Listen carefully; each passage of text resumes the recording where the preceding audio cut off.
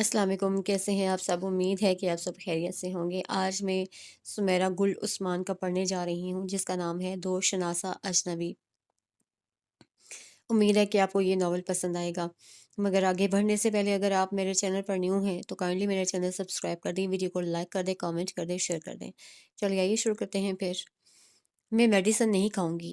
ایمل نے تیسری bar D کف کا چمچہ اس کے منہ میں ڈالنے کی کوشش کی تھی، جسے تیسری بار اس نے ہاتھ مار کر گرا دیا تھا۔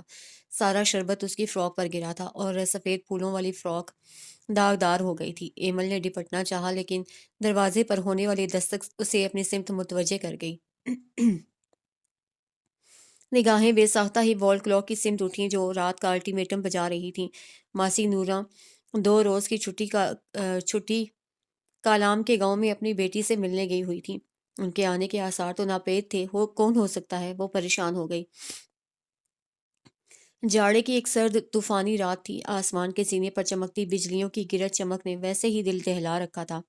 اس پر ایک تواتر سے برستی بارش ایسے موسم میں کسی ہمسائے یا محلے دار وغیرہ کی آمد ہی عبث تھی۔ ان کے گاؤں میں سر شام ہی لوگ نرم گرم لحافوں میں گھس جایا کرتے تھے۔ دروازہ ایک بار پھر پوری قوت سے دھڑ دھڑایا گیا۔ وہ اپنی سوچوں سے الجھی گیسٹ ہاؤس کے مرکزی دروازے تک آئی تو دروازہ ایک بار پھر سے بجایا گیا۔ کون ہے؟ اس نے قریب آ کر بآواز بلند پوچھا۔ مسافر ہوں اور مصیبت میں ہوں۔ ٹھٹھرتی ہوئی آواز اس کی سماعتوں سے ٹکرائی تو اندازہ ہوا باہر کوئی پناہ کے لیے کھڑا ہے، یا پھر ہو سکتا ہے وہ راستہ بھول گیا ہو۔ کوئی ضرورت بھی ہو سکتی تھی۔ کچھ جھجکتے ہوئے اسے دروازے کا ایک پٹ وا کر دیا۔ مقابل ایک اجنبی نوجوان کھڑا تھا، جس نے بلیک لانگ کوٹ کے اوپر سیاہ ہیٹ پہن رکھی تھی۔ مفلر میں لپٹا ہونے کے باعث وہ اس کا چہرہ نہیں دیکھ پائی تھی۔ اس کا دایاں ہاتھ زخمی تھا اور اسے ٹپکتا لہو بارش کے قطروں میں گھل کر سیڑھیوں سے نیچے تک بہہ رہا تھا۔ ایمل مقابل کھڑے اجنبی کے لبوں سے اپنا نام سن کر اس نے تحیر کے عالم میں سر اٹھایا۔ نگاہوں کا تصادم ہوا اور مقابل کی آنکھیں جھک گئیں۔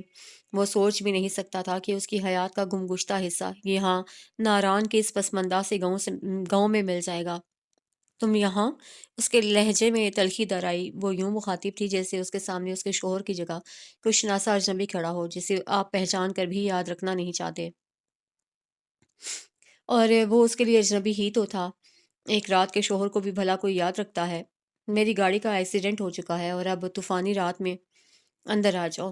وہ اس کی بات کاٹ کر راستے سے ہٹ گئی تھی۔ وہ اس کی ہمراہی میں لابی عبور کرتے ہوئے لاؤنج میں چلا آیا تھا، جہاں ایک 4 سالہ خوبصورت سی بچی منہ بسورے بیٹھی تھی۔ ایمل خود جانے کس کمرے میں غائب ہو گئی تھی۔ وہ آتش دان میں سلگتی لکڑیوں کے قریب ہی بیٹھ گیا۔ 2 منٹ بعد اس کی واپسی فرسٹ ایڈ باکس کے ساتھ ہوئی تھی، جس میں سے کاٹن لے کر وہ اپنا زخم صاف کرنے لگا، مگر ایک ہاتھ سے بینڈیج کرنے میں کافی دقت کا سامنا تھا۔ وہ کچھ دیر لا تعلقی سے کھڑی دیکھتی رہی، پھر اس کے ہاتھ سے کاٹن لے لیا۔ نہ چاہتے ہوئے بھی وہ اس کی بینڈیج کرنے پر مجبور تھی، اور ایسا محض اس نے ہمدردی کے پیش نظر کیا تھا۔ مما، یہ انکل کون ہیں؟ زینی اس صوفے سے اتر کر دونوں کے قریب چلی آئی۔ فرحان نے اپنے قریب جھکی ایمل کے چہرے سے نظریں ہٹا کر اس بچی کو دیکھا، جو آنکھوں میں تجسس کے رنگ بھرے اسے ہی دیکھ رہی تھی۔ تمہارے پاپا ہیں، وہ استزائیہ بولی، اور فرحان کی آنکھوں میں الجھن آمیز تاثر امڑ آیا۔ کیوں، شک ہے کوئی؟ وہ اس کی آنکھوں کا تاثر دیکھ چکی تھی، سو طنز کرنے سے خود کو روک نہ پائی۔ ندامت کے باعث فرحان کا سر جھک گیا۔ پاپا؟ زینی نے اس کے گلے میں بازو ڈال دیا۔ فرحان کے سپاٹ جسموں کو جیسے کوئی شعلہ چھو کر گزر اٹھا۔ اسے والہانہ انداز میں اپنی بیٹی کو ساتھ لپٹا لیا تھا، جو ہو بہو اس کا ہر نقش چرا لائی تھی۔ پاپا، آپ کو چوٹ کیسے لگی؟ اس کا شاید گلا خراب تھا، وہ بار بار کھانس رہی تھی۔ فرحان نے اس کی پیشانی کو چھوا، جو پرحدت تھی، مگر وہ سب بھلائے اس کے زخم کا جائزہ لیتے ہوئے استفسار کر رہی تھی۔ بس چھوٹا سا کٹ لگ گیا تھا۔ تکلیف کے شدید احساس کے باوجود وہ محض اسے مطمئن کرنے کو مسکرایا تھا۔ اب پین تو نہیں ہو رہا؟ اس نے فکر مندی سے پوچھا تو اس نے ایک بار پھر سے مسکراتے ہوئے نفی میں سر ہلا دیا تھا۔ زینی، چلو اب سو جاؤ۔ وہ اس کے لیے دودھ بنا کر لائی تھی، جسے دیکھتے ہی وہ فرحان کے پیچھے چھپ گئی۔ میں آج پاپا کے ساتھ سوں گی۔ پہلے ہماری گڑیا دودھ پیے گی، پھر میں اسے چاکلیٹ بھی دوں گا اور اسٹوری بھی سناؤں گا۔ فرحان نے محبت سے اس کے بال سنوارتے ہوئے پچکارا تو اس کی آنکھیں چمکنے لگی تھیں۔ آپ کو پریوں والی اسٹوری آتی ہے؟ پریوں والی؟ اس نے دماغ پر زور ڈالتے ہوئے سوچنے کی ایکٹنگ کی، پھر اس بات میں سر ہلا دیا، جس پر اسے کچھ مطمئن سا ہو کر دودھ لے لیا تھا، مگر اس کی گود میں سے نہیں اتری تھی۔ پاپا اب آپ ہمارے ساتھ رہو گے نا؟ کچھ دیر خاموش رہنے کے بعد اسے اپنے ننھے منھے ہاتھوں سے فرحان کا چہرہ چھو کر یقین دہانی چاہی تو فرحان نے اس کے دونوں ہاتھ تھام کر لبوں سے لگا لیے۔ کچن کی دہلیز پر کھڑی ایمل بھی رک کر اسے دیکھنے لگی تھی۔ ہاں، اب میں آپ کے ساتھ ہی رہوں گا، کہا اسے ذہنی سے تھا، مگر اس کی نظریں ایمل پر جمی تھیں جس پر اس نے عجیب سی نظروں سے اسے گھورا تو فرحان کے لیے اسے نظریں ملانا مشکل ہو گیا تھا۔ اسے اپنی توجہ زینی کی جانب مبذول کر لی۔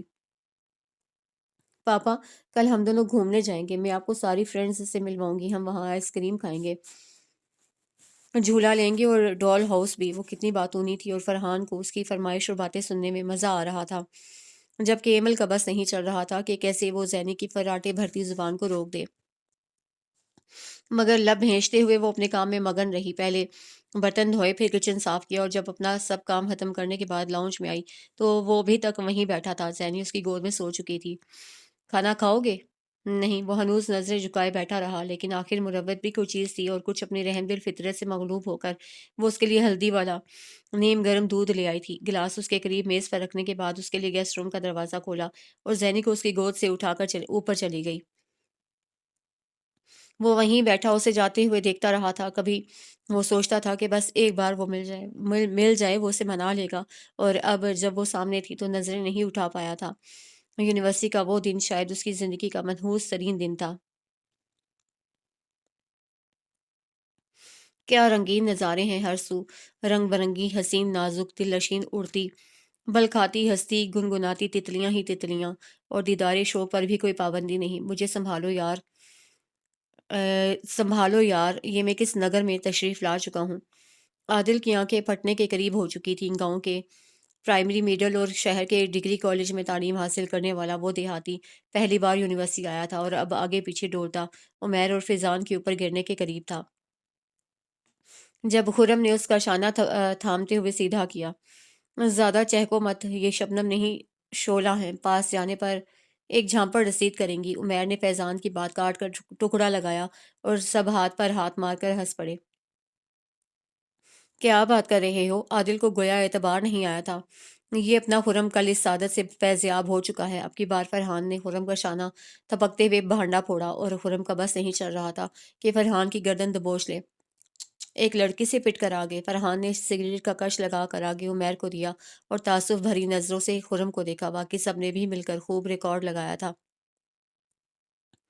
میری جگہ اگر تم ہوتے تو وہ تمہارے ساتھ بھی یہی سلوک کرتی، وہ تلملا کر بولا۔ ارے یہ اپنا شہزادہ جس کی جانب ایک نظر دیکھ لے وہ دل نکال کر ہتھیلی پر رکھ دیتی ہے۔ عمیر نے ستائشی نظروں سے فرحان کو دیکھ کر خرم کو مزید جلایا۔ ہر لڑکی ایسی نہیں ہوتی، وہ اپنی بات پر مصر تھا۔ ہر لڑکی کے پاس ایک دل ہوتا ہے جس کو محبت کی گرمائش یوں چٹکیوں میں پگھلا دیتی ہے، پھر آپ اسے جس سانچے میں چاہو ڈھال لو۔ ٹھیک ہے تو پھر اس لڑکی کو اپنا اسیر کر کے دکھاؤ، اگر تمہیں بڑا مان ہے اپنی شاندار مردانہ وجاہت پر تو۔ خرم نے سامنے سے آتی لڑکی کی سمت اشارہ کرتے ہوئے کھلا چیلنج دیا تھا۔ فرحان نے گردن موڑ کر اس بلیک ابایا میں ملبوس لڑکی کو دیکھا جس نے حجاب اوڑھ رکھا تھا، گندمی رنگت، بڑی بڑی آنکھیں، سر و قد۔ فرحان کو وہ پہلی نظر میں ہی بہت عام سی لگی تھی۔ یار تم پیس وہ بتاؤ جس میں کوئی بات بھی ہو، وہ ناگواری سے بولا، مگر خرم نے بہت سوچ سمجھ کر اس لڑکی کا انتخاب کیا تھا۔ وہ ان کے محلے میں رہتی تھی، امام مسجد کی بیٹی تھی، جس کا لہجہ مردوں سے بات کرتے ہوئے سخت اور انداز بے حد سپاٹ ہوا کرتا تھا، جس کا اس یونیورسٹی میں ایک بھی بوائے فرینڈ نہیں تھا، جو اتنی پاکیزہ اور شفاف تھی کہ اسے دیکھتے ہی نظریں اس کے احترام میں جھک جاتی تھیں۔ فرحان ان سب کو وہیں چھوڑ کر سیڑھیوں کے قریب جا کھڑا ہوا۔ ابھی اسے وہاں سے گزر کر اوپر جانا تھا۔ وہ آئی اور چلی بھی گئی، اس پر ایک نگاہ غلط ڈالے بغیر۔ انٹرسٹنگ، پہلی بار اسے اس لڑکی میں دلچسپی محسوس ہوئی تھی۔ یہ یقیناً کافی مشکل ٹارگٹ تھی۔ گھر کے اندر داخل ہوتے ہی صحن میں بکھرے میلے کپڑوں کا ڈھیر اسے دکھائی دے گیا تھا۔ ابایا اتار کر وہ اندر آئی تو ہیرا اور گوشی ایک ہی چارپائی پر بے سود پڑی سو رہی تھیں۔ کپڑے تبدیل کرنے کے بعد کچن کا جائزہ لیا۔ کٹوری میں گوبھی کا سالن رکھا ہوا تھا، لیکن ہاٹ پاٹ بالکل خالی تھا۔ دو پھلکے بنا کر اسے بابا جان کے کمرے میں جھانکا، جو نماز ظہر کے بعد اب معمول کے وظائف پڑھنے میں مشغول تھے۔ بابا کھانا کھا لیں۔ دسترخوان پر کھانا چننے کے بعد وہ خود بھی وہیں بیٹھ گئی تھی۔ ایمل کی آواز پر انہوں نے آنکھیں کھولی اور شفقت سے مسکرائے۔ آتے ہی کاموں میں لگ جاتی ہو، کبھی آرام بھی کر لیا کرو۔ آپ تو جانتے ہیں مجھے دوپہر میں سونے کی عادت نہیں، پھر سردیوں کا دن بھی تو چھوٹا سا ہوتا ہے، آرام کے لیے اتنی لمبی رات ہے، اتنی لمبی رات کافی ہے۔ اچھا، تو یونیورسٹی میں کیسا دن گزرا؟ کھانے کے دوران معمول کی باتیں ہوتی رہتی تھیں۔ ٹھیک تھا، بس اس لیے کہ آج ندا نہیں آئی، اور ایک لڑکی ہے رخسار، اس نے مجھے سارا دن اچھی کمپنی دی۔ اور آپ کی طبیعت اب کیسی ہے؟ اب کچھ بہتر محسوس کر رہا ہوں۔ وہ 2 دن سے شدید بخار کی زد میں تھے۔ ایمل کو آج بھی ان کی طبیعت میں کچھ فرق نظر آ رہا آج بھی ان کی طبیعت میں کچھ فرق نظر آ رہا تھا۔ وہ انہیں آرام کی ہدایت کرتی برتن اٹھا کر باہر نکل گئی۔ تائی اماں مشین میں پانی اور صرف ڈالنے کے ساتھ ساتھ خوب بڑبڑا رہی تھیں۔ آتے ہی مہارانیاں لمبی تان کر پڑ جاتی ہیں، اتنا نہیں ہوتا کہ ماں کا ذرا ہاتھ ہی بٹا دیں۔ اس نے برتن کچن میں رکھے اور باہر آ کر مشترک رنگوں کے کپڑے الگ الگ کرنے لگی تاکہ رنگ ایک دوسرے میں مدغم نہ ہو جائے۔ رہنے دو بیوی، تم بھی جا کر آرام کرو، آنکھوں سے تو کسی کو کوئی کام دکھائی دیتا ہی نہیں ہے۔ ان کا موڈ خاصا خراب تھا، جو کہ اکثر ناخوشگوار ہی رہتا تھا، لیکن ایمل نے پرواہ نہیں کی۔ وہ ہنوز اپنے کام میں مگن رہی۔ تائی اماں نے کنکیوں سے اسے دیکھا اور اسے کپڑوں کے ساتھ نبرد آزما دیکھ کر خود بھی جا کر لحاف میں گھس گئیں۔ کپڑوں سے فارغ ہو کر اسے رات کے لیے سالن چڑھایا، ساتھ ساتھ برتن دھوئے، اور 9 بجے فارغ ہو کر جب کمرے میں آئی تو وہ دونوں سر جوڑے ٹی وی کے پاس بیٹھی انڈین فلم دیکھنے میں مگن تھیں، اور ان کی اس سرگرمی سے ایمل کے سوا کوئی بھی واقف نہیں تھا۔ کیا تم گھنٹہ بھر سے ایک ہی راگ الاپے جا رہی ہو؟ وہ بہت منفرد ہے، عام لڑکیوں جیسی نہیں ہے۔ اب وہ جو اب وہ جو ہے جیسی ہے، اس دنیا کی ہی مخلوق ہے، کوئی مریخ سے تو اتری نہیں۔ فرحان کو رخسار پہ بے انتہا غصہ آ گیا تھا، جو عمیر کی کزن ہونے کے ساتھ ساتھ اس کی منگیتر بھی تھی۔ مجھے نہیں لگتا کہ تم اس لڑکی کے دل میں جگہ بنا پاؤ گے۔ رخسار نے اس کی جھللاہٹ کو خاطر میں لائے بغیر اپنی پیش گوئی کا اظہار کیا تو فرحان کو جلال آ گیا۔ محترمہ، مجھے بھی کوئی شوق نہیں ہے اس کے دل میں جگہ۔ ایکسکیوز می مسٹر فرحان، تمہیں اس لڑکی کو اپنا دیوانہ بنانا ہے، جس کے لیے اس کے دل میں جگہ بنانا بے حد ضروری ہے۔ خرم نے ٹوکتے ہوئے یاد دہانی کروائی۔ تم نے پوچھا نہیں اس کا کوئی آئیڈیل؟ اب کی بار فرحان نے اسے گھورا تو وہ سوچتے ہوئے بولی، پوچھا تھا، مگر اس نے کہا کہ اس کے بابا جان ہی اس کے آئیڈیل ہیں، اور اس کے بابا جان ہماری مسجد کے امام صاحب ہیں۔ خرم کے حاصل ڈرامائی انکشاف پر پورے گروپ میں ایک زبردست قہقہ پڑا تھا۔ چلو نا عمیر، کیفیٹیریا، بہت بھوک لگی ہے۔ رخسار اسے کھینچ کر لے گئی، پیچھے وہ تینوں رہ گئے تھے۔ ایمل آپا، میرے لیے کیا لائی ہو؟ کھانا کھانے کے بعد وہ ابھی اپنے نوٹس بنانے بیٹھی ہی تھی جب اچھلتا کودتا عمر اندر چلا آیا۔ وہ گوشی اور ہیرا سے 15 سال چھوٹا تھا اور ابھی 5th اسٹینڈرڈ میں تھا۔ ایمل نے بیگ سے چاکلیٹ نکال کر اسے دے دی۔ مجھے آپ سے ایک پیراگراف بھی لکھوانا تھا۔ وہ چاکلیٹ کھانے کے بعد کاپی پنسل اٹھا لایا۔ تمہارا کام ہے، خود کرو، اسے صاف انکار کر دیا۔ آپ لکھ دینا، میں یاد کر لوں گا، وہ معصومیت سے بولا۔ تم کوشش تو کرو، اگر ناکام ہوئے تو میں ہیلپ کروا دوں گی۔ 1 گھنٹہ لگنے کے بعد وہ اٹھ کر کچن میں چلی آئی۔ آج کھانا بنانے کی ذمہ داری ہیرا کی تھی، سو اس کا موڈ خوب بگڑا ہوا تھا اور اپنا غصہ برتن پٹخ پٹخ کر نکال رہی تھی۔ کیا پکا رہی ہو؟ گوشی بھی اس کے پیچھے ہی کچن میں داخل ہوئی تھی۔ مٹر قیمہ، لٹھ مار انداز میں جواب آیا۔ پھر اسے چادر میں پیک دیکھ کر ٹھٹکی کہ تم کہیں جا رہی ہو؟ ہاں، اماں اور میں بازار جا رہے ہیں، اسکول میں فن فیئر ہے تو اس کے لیے نیا سوٹ تو ہونا چاہیے۔ گوشی نے اپنے پروگرام سے آگاہ کیا تو ہیرا کی جان پر بن آئی۔ وہ دونوں انٹر کے بعد ایک پرائیویٹ اسکول میں جاب کرتی تھیں اور نیا سوٹ تو ہیرا کو بھی لینا تھا۔ ایمل میری اچھی بہن، پلیز آج کھانا بنا دو۔ ہرگز نہیں، کھانا تم ہی بناؤ گی۔ اس کے ملتجی لہجے پر ایمل اس بات میں سر ہلانے ہی والی تھی جب تائی اماں نے مداخلت کر دی۔ تائی اماں، میں بنا دوں گی، آپ لے جائیں ہیرا کو ساتھ۔ اس نے تو اپنی جانب سے بھرپور سفارش کی تھی، مگر تائی اماں کو تو گویا موقع مل گیا تھا۔ ایمل، تم خواہ ان کی طرفداری نہ کیا کرو، کوئی سلیقہ ہے نہ گن۔ ایک کام کرنے کو کہتی ہوں تو 10 کام خراب ہوئے ملتے ہیں۔ ان کے دروازہ عبور کرنے کی دیر تھی، وہ بھی ہاتھ جھاڑ کر محلے کے ٹور پر نکل گئی۔ ہیرا، تائی اماں کو پتہ چلا تو خفا ہوں گی، بابا بھی آنے والے ہیں، جلدی آ جانا۔ ایمل کی آواز نے دروازے تک اس کا تعاقب کیا تھا، مگر وہ انسنی کرتے ہوئے نکل گئی۔ کھانا بنانے تک اس نے عمر کو دیکھا جو بیگ کھلا چھوڑ کر خود منڈیر پر لٹکا پتنگ اڑا رہا تھا۔ عمر، جلدی نیچے آؤ۔ وہ اسے لینے اوپر آئی تو ہیرا سامنے والوں کی چھت کے اوپر سائڈ پر ٹکی سڑک کے اس پار جھانک رہی تھی، اور پھر اسے یوں محسوس ہوا تھا جیسے اس نے کسی کو اشارہ کیا ہو۔ سڑک کے اس پار کا منظر اس کی نظروں سے اوجھل تھا، مگر وہ دل میں کھٹک ضرور گئی تھی۔ ایمل، تم آج کس لڑکے کی گاڑی میں گھر آئی ہو؟ ابایا اتارنے کے بعد وہ الماری کے سامنے کھڑی کپڑے تلاش رہی تھی جب تائی اماں افتاؤں خیزاں اس کے سر پر آن کھڑی ہوئی، انداز خوب تفتیش کرنے والا تھا، اور ایمل کے لیے یہ سچویشن خاصی پریشان کن ہو چکی تھی۔ وہ کس لڑکے کے ساتھ آئی ہے یہ تو اسے بھی نہیں معلوم تھا۔ وہ بس اسٹاپ پر اتر کر گھر کی سمت آ رہی تھی جب اس نے بڑی اماں کو کپڑوں کی گٹھڑی اٹھائے اسٹاپ کی جانب جاتے دیکھا۔ وہ فٹ پاتھ سے اتر کر سڑک کے عین وسط میں چلنے لگیں جب ایک موٹر سائیکل انہیں ہٹ کرتی گزر گئی۔ اماں بھی دیکھتے ہی دیکھتے گٹھڑی سمیت زمین بوس ہو چکی تھی، اس سے پہلے کہ ایمل لپک کر ان کی جانب بڑھتی۔ ریڈ لینڈ کروزر کے ٹائر اس کے پیروں کے قریب چیر چرائے۔ نوجوان نے باہر نکل کر بڑی اماں کو اٹھایا، پھر ان کی گٹھڑی اٹھا کر دی۔ بڑی اماں اپنی ٹانگ سہلاتی مسلسل اس موٹر سائیکل سوار کو سلواتوں سے نواز رہی تھیں جو کب کا فرار ہو چکا تھا۔ آپ انہیں جانتی ہیں؟ اس شخص نے شائستگی سے دریافت کیا تھا۔ بڑی اماں ان کے پڑوس میں رہتی تھیں، بہت جھگڑالو قسم کی خاتون تھیں، آئے روز دونوں بہوؤں سے لڑ جھگڑ کر اپنی گٹھڑی سنبھالتی اور بیٹی کے ہاں رہنے چلی جاتی۔ ہفتہ بھر کے بعد وہ پھر دونوں بیٹے منا کر لاتے تھے۔ ایمل اس بات میں سر ہلاتے ہوئے بڑی اماں سے مخاطب ہوئی، آئے میں آپ کو گھر چھوڑ دوں گی، اب کیا مجھ سے چلا جائے گا؟ کم بخت مارا ٹانگ توڑ گیا میری۔ ان کا غصہ ہنوز تھا۔ میں آپ کو ڈراپ کر دیتا ہوں، وہ بڑی اماں سے بولا تو وہ ناسمجھی سے ایمل کو دیکھنے لگی۔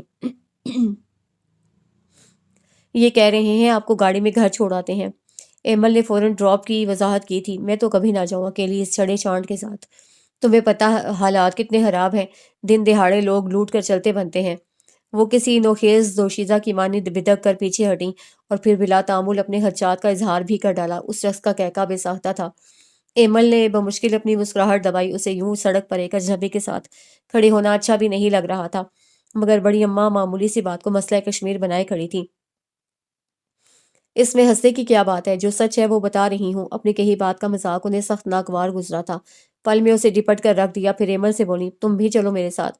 بڑی اماں میں وہ ہکلا کر رہ گئی، ایسی صورتحال کا تو اسے تصور بھی نہیں کیا تھا۔ ہاں تم اور گھبرانے کی ضرورت نہیں، میں ہوں تمہارے ساتھ۔ کیا بھرپور تسلی بھرا انداز تھا۔ وہ اس کے احتجاج کو خاطر میں لائے بغیر گاڑی میں سوار ہو چکی تھیں اور پھر راستہ بھر دونوں بہوؤں کی تمام تر شکایات اس کی گوش گزار کرتی رہی تھیں۔ اترنے سے قبل ایمل کو ماننا پڑا تھا کہ وہ اچھا خاصا مہذب نوجوان تھا جس نے بیک مرر سیٹ پر بیٹھی لڑکی کو راستہ بھر نہ تو بیک ویو مرر سے چپ چپ کر دیکھا تھا اور نہ ہی خواہاں راہ و رسم بڑھانے کی کوشش کی تھی۔ شروع سے آخر تک اس نے سارا قصہ تائی اماں کو سنا دیا تھا۔ اب پتہ نہیں انہیں اعتبار آیا تھا یا نہیں، مگر وہ خاموش ضرور ہو گئی تھیں۔ آج وہ بہت مسرور تھا۔ اتنے دنوں کی محنت کے بعد وہ آج اسے اپنی جانب متوجہ کرنے میں نہ صرف کامیاب ہوا تھا بلکہ اس کے دل پر ایک اچھا تاثر بھی قائم کر چکا تھا، اور اس وقت وہ اسی خوشی کو سیلیبریٹ کرتا بیڈ پر نیم دراز اسموکنگ کے ساتھ ساتھ تیز میوزک سے بھی لطف اندوز ہو رہا تھا جب اچانک بیڈ روم کا دروازہ کھول کر کوئی عین اس کے سر پر آن کھڑا ہوا تھا۔ نیم آنکھوں سے سامنے دیکھا تو شازمین کھڑی تھی۔ تم کب آئی؟ کل رات سے آئی ہوئی ہوں، اور تم سے اتنی زحمت نہ ہوئی کہ میرا حال احوال ہی دریافت کر لیتے۔ پردے ہٹانے کے بعد اب وہ کھڑکیاں کھول رہی تھی تاکہ سگریٹ کا دھواں باہر نکل جائے۔ پھر اس نے آگے بڑھ کر بے ہنگم سا میوزک بھی بند کر دیا تھا۔ اچھا میں ذرا شاور لے لوں، پھر ڈنر باہر کرتے ہیں۔ وہ اسے منانے کو فوراً اٹھ کر واش روم میں جا گھسا تو شازمین ریک میں رکھے فیشن میگزین کی گردانی کرنے میں مشغول ہو گئی۔ وہ اپنے والدین کی اکلوتی اولاد تھا۔ اس کی مما مشہور فیشن ڈیزائنر تھیں اور باپ ٹیکسٹائل مل کا مالک۔ شازمین اس کی خالہ زاد کزن تھی اور لندن سے یہاں سیر و تفریح کی غرض سے آئی تھی۔ وہ ندا کے ساتھ فرسٹ فلور کی سیڑھیاں اترتی کیفیٹیریا کی جانب جا رہی تھی جب اس نے اسی نوجوان کو یونیورسٹی کی مسجد سے ظہر کی نماز ادا کرنے کے بعد باہر نکلتے دیکھا۔ سفید کرنڈی کے گلف لگے شلوار سوٹ میں ملبوس، سر پر ٹوپی پہنے وہ کتنا پر نور سا لگ رہا تھا۔ لاشعوری طور پر وہ جانے کب سے اس پہ نظر جمائے چل رہی تھی۔ السلام علیکم قریب سے گزرتے ہوئے وہ نہ صرف رک گیا تھا بلکہ سلام میں پہل بھی کر ڈالی۔ وہ بھی جواب دے کر ٹھہر سی گئی تھی۔ بڑی اماں کی طبیعت اب کیسی ہے؟ آپ یہاں کیسے؟ دونوں نے ایک ساتھ ہی دو مختلف سوال پوچھ لیے تھے۔ ٹھیک ہیں وہ، ایمل نے پہلے جواب دیا، میرا ایم ایس آئی ٹی کا لاسٹ سیمسٹر چل رہا ہے۔ اسے جیسے اطمینان ہوا، ورنہ اسے تو لگ رہا تھا کہ جیسے وہ اس کا پیچھا کرتے ہوئے یہاں تک چلا آیا ہے۔ پھر اسے اپنے وہم پر افسوس سا ہوا، وہ ایسا تو ہرگز نہیں لگتا تھا۔ ہم کیفیٹیریا جا رہے تھے، کچھ نہ سوجھا تو وہ اسے جیسے اطلاع دیتی آگے بڑھ گئی۔ کون تھا یہ گلفام؟ ندا نے کچھ دور جا کر شرارت سے پوچھا۔ بکو نہیں، وہ جھیم کر رہ گئی اور پھر کل کا تمام تر واقعہ اس کے گوش گزار کر دیا۔ ندا سے اس کی دوستی کالج کے زمانے سے تھی، جبکہ رخسار نے ایک ہفتے کے بعد اسے چھوڑ کر دوسرا گروپ جوائن کر لیا تھا۔ سفید رنگ کے لباس میں، اور اس کی رنگت کیسے کندن کی مانند دمک رہی تھی، اور آنکھیں کتنی روشن اور شفاف آئینے جیسی تھیں۔ بات کرنے کا دھیما سلجھا ہوا انداز، لنچ کے دوران بھی وہ مسلسل اس کی شخصیت کا پوسٹ مارٹم کر رہی تھی۔ ایمل خاموشی سے سر جھکائے سنتی رہی۔ میں لندن سے یہاں تمہارے ساتھ اپنی چھٹیاں انجوائے کرنے آئی ہوں، اور تم روز مجھے اکیلا چھوڑ کر یونیورسٹی کے لیے نکل جاتے ہو۔ وہ منہ پھلا کر اس کے راستے میں آن کھڑی ہوئی تھی۔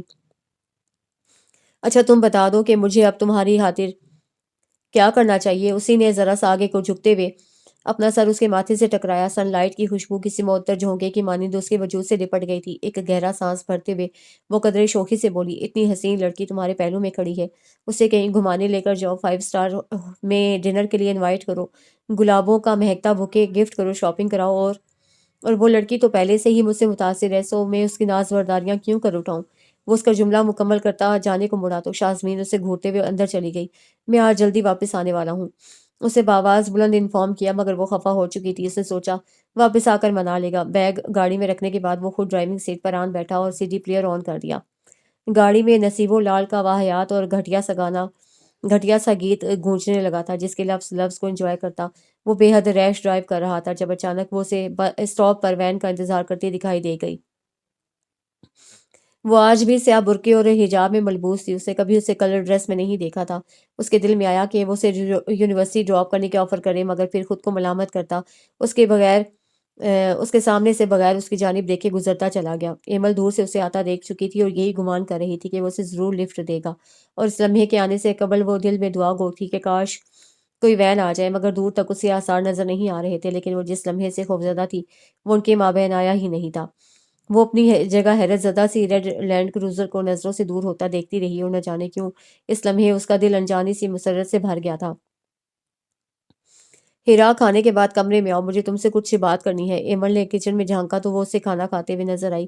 تائی اماں پاس ہی بیٹھی چائے بنا رہی تھی، اور ان کے سامنے تو یہ بات کرنا انتہائی نامناسب تھا۔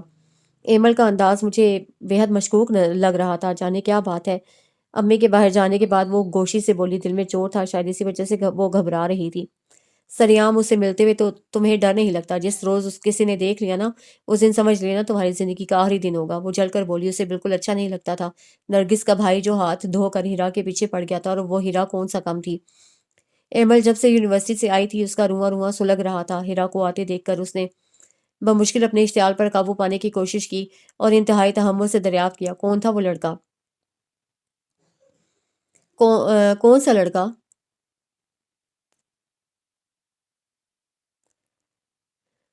کون سا لڑکا؟ اس کے وہم و گمان میں بھی نہیں تھا کہ اس کا وہم حقیقت میں بدل جائے گا۔ اس اچانک استفسار پر وہ بوکھلا گئی۔ میں نے خود اس لڑکے کو گلی کے کارنر پر تم سے بات کرتے ہوئے دیکھا تھا۔ وہ تو نرگس کا بھائی تھا، نرگس اس کی کلیگ تھی۔ اصل میں آج گھر آتے ہوئے ہمارے پیچھے 2 آوارہ لڑکے لگ گئے تھے، تو نرگس کا بھائی ہمیں گھر تک چھوڑنے آیا تھا۔ میں تو محض اس کا شکریہ ادا کر رہی تھی۔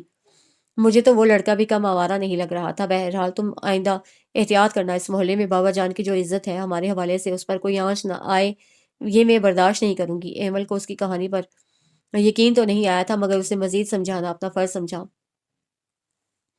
کتنا رومانٹک موسم ہے! بارش ایک تواتر سے برس رہی تھی اور شازمین کا دل انجوائے کو مچل رہا تھا۔ رومانٹک اس لیے ہے کہ میں ساتھ ہوں، ورنہ موسم میں تو کوئی چام نہیں ہے۔ اس نے پینٹ کی جیبوں میں دونوں ہاتھ ڈال کر نظریں شازمین کے چہرے پر جما دی۔ آؤ انجوائے کریں۔ وہ اس کا ہاتھ تھام کر بولی، پاگل ہوئی ہو، یہ سردیوں کی بارش ہے، بیمار پڑ جاؤ گی۔ اس نے ڈپٹا۔ ہاں مگر میں وہی کرتی ہوں جو میرا دل چاہتا ہے۔ وہ اسے کھینچ کر لان میں لے آئی تھی۔ سرخ گلاب توڑتے ہوئے اسے بے نیازی سے وہ پھول فرحان کی سمت بڑھا دیا۔ دس از فار یو۔ تو تم مجھے پرپوز کر رہی ہو؟ وہ غیر سنجیدگی سے بولا۔ تم سمجھ سکتے ہو۔ وہ شرارت سے مسکرائی۔ فرحان نے سر تپاؤ سے بغور جانچا تھا۔ لیمن گرین شرٹ اس کے وجود سے چپک کر ہر انگ کی وضاحت کر رہی تھی۔ گوری رنگت اور شانوں پر بکھری سنہری زلفیں وہ اتنی حسین تھی یا اسے لگ رہی تھی؟ شازمین اس کی کمر کے گرد بازو حمائل کرتا وہ اس کے بے حد قریب آ چکا تھا، اور شازمین نے کوئی مزاحمت نہیں کی تھی۔ شاید ان پرفسون لمحوں میں وہ ایسا کچھ کہنے والا تھا جو ان لمحوں کو امر کرتے ہوئے سماعتوں کو خوشکن احساس سے دوچار کر جاتا۔ Do you spend with me in night? وہ اس کے لبوں کو اپنی پوروں سے چھو کر والہانہ انداز میں بولا تو وہ ایک جھٹکے سے اسے دور ہٹی۔ لفظ تھے یا کوئی پگھلا ہوا سیسا جو اس کی سماعتوں میں انڈیل گیا تھا۔ کرب کی شدت سے آنکھیں بھر آئیں۔ اس نے بے یقین نظروں سے اسے دیکھا اور پلٹ کر بھاگتے ہوئے لاؤنج کی سیڑھیاں چڑھ گئی۔ جسٹ جوکنگ یار، وہ چلایا، مگر اس نے پھر پلٹ کر نہیں دیکھا تھا۔ سرما کی دھوپ سارے آنگن میں پھیلی ہوئی تھی۔ گھر میں اس وقت اس کے اور تائی اماں کے علاوہ کوئی بھی موجود نہیں تھا۔ وہ ابھی ابھی نہا کر نکلی تھی اور اب دھوپ میں کھڑی تولیے سے بال رگڑتے ہوئے انہیں خشک کرنے کی کوشش کر رہی تھی، جب اچانک دروازے پر دستک ہوئی۔ بڑے ابا کا دوپہر سے فون آیا ہوا تھا۔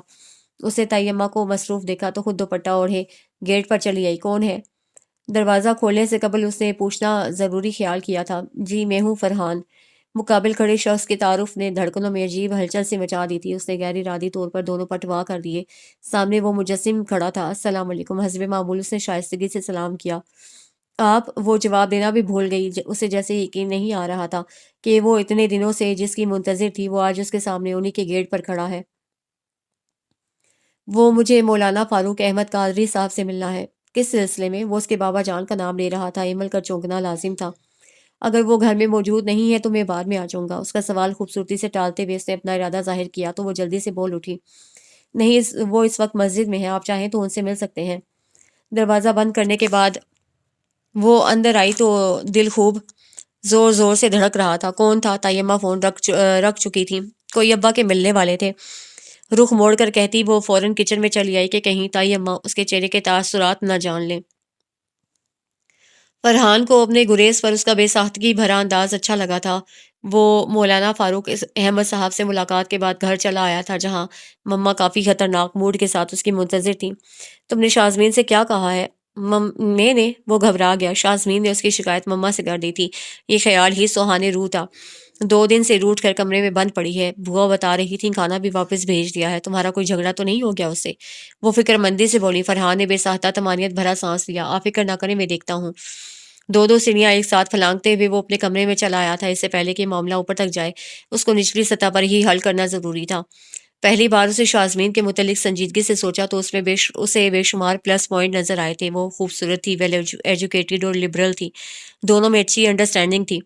تو اب شازمین کو منانا پڑے گا۔ وہ اٹھ کر اس کے بیڈ روم میں چلا آیا۔ دروازہ اندر سے لاکڈ تھا۔ اسے نوک کرنے کے ساتھ ساتھ اسے کتنی ہی دعائیں دے ڈالی تھیں اسے کتنی ہی آوازیں دے ڈالی تھیں، مگر وہاں بے نیازی کا وہی عالم تھا۔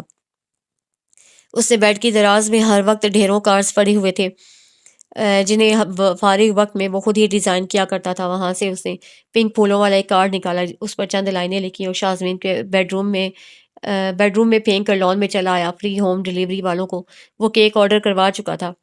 گلاب کی پتیوں سے میز پر دل بنا کر اس میں کیک رکھا اور کینڈل جلانے کے بعد منتظر نظروں سے فرسٹ فلور کے سیکنڈ روم کی ونڈو کو دیکھنے لگا جو ابھی تک بند تھی۔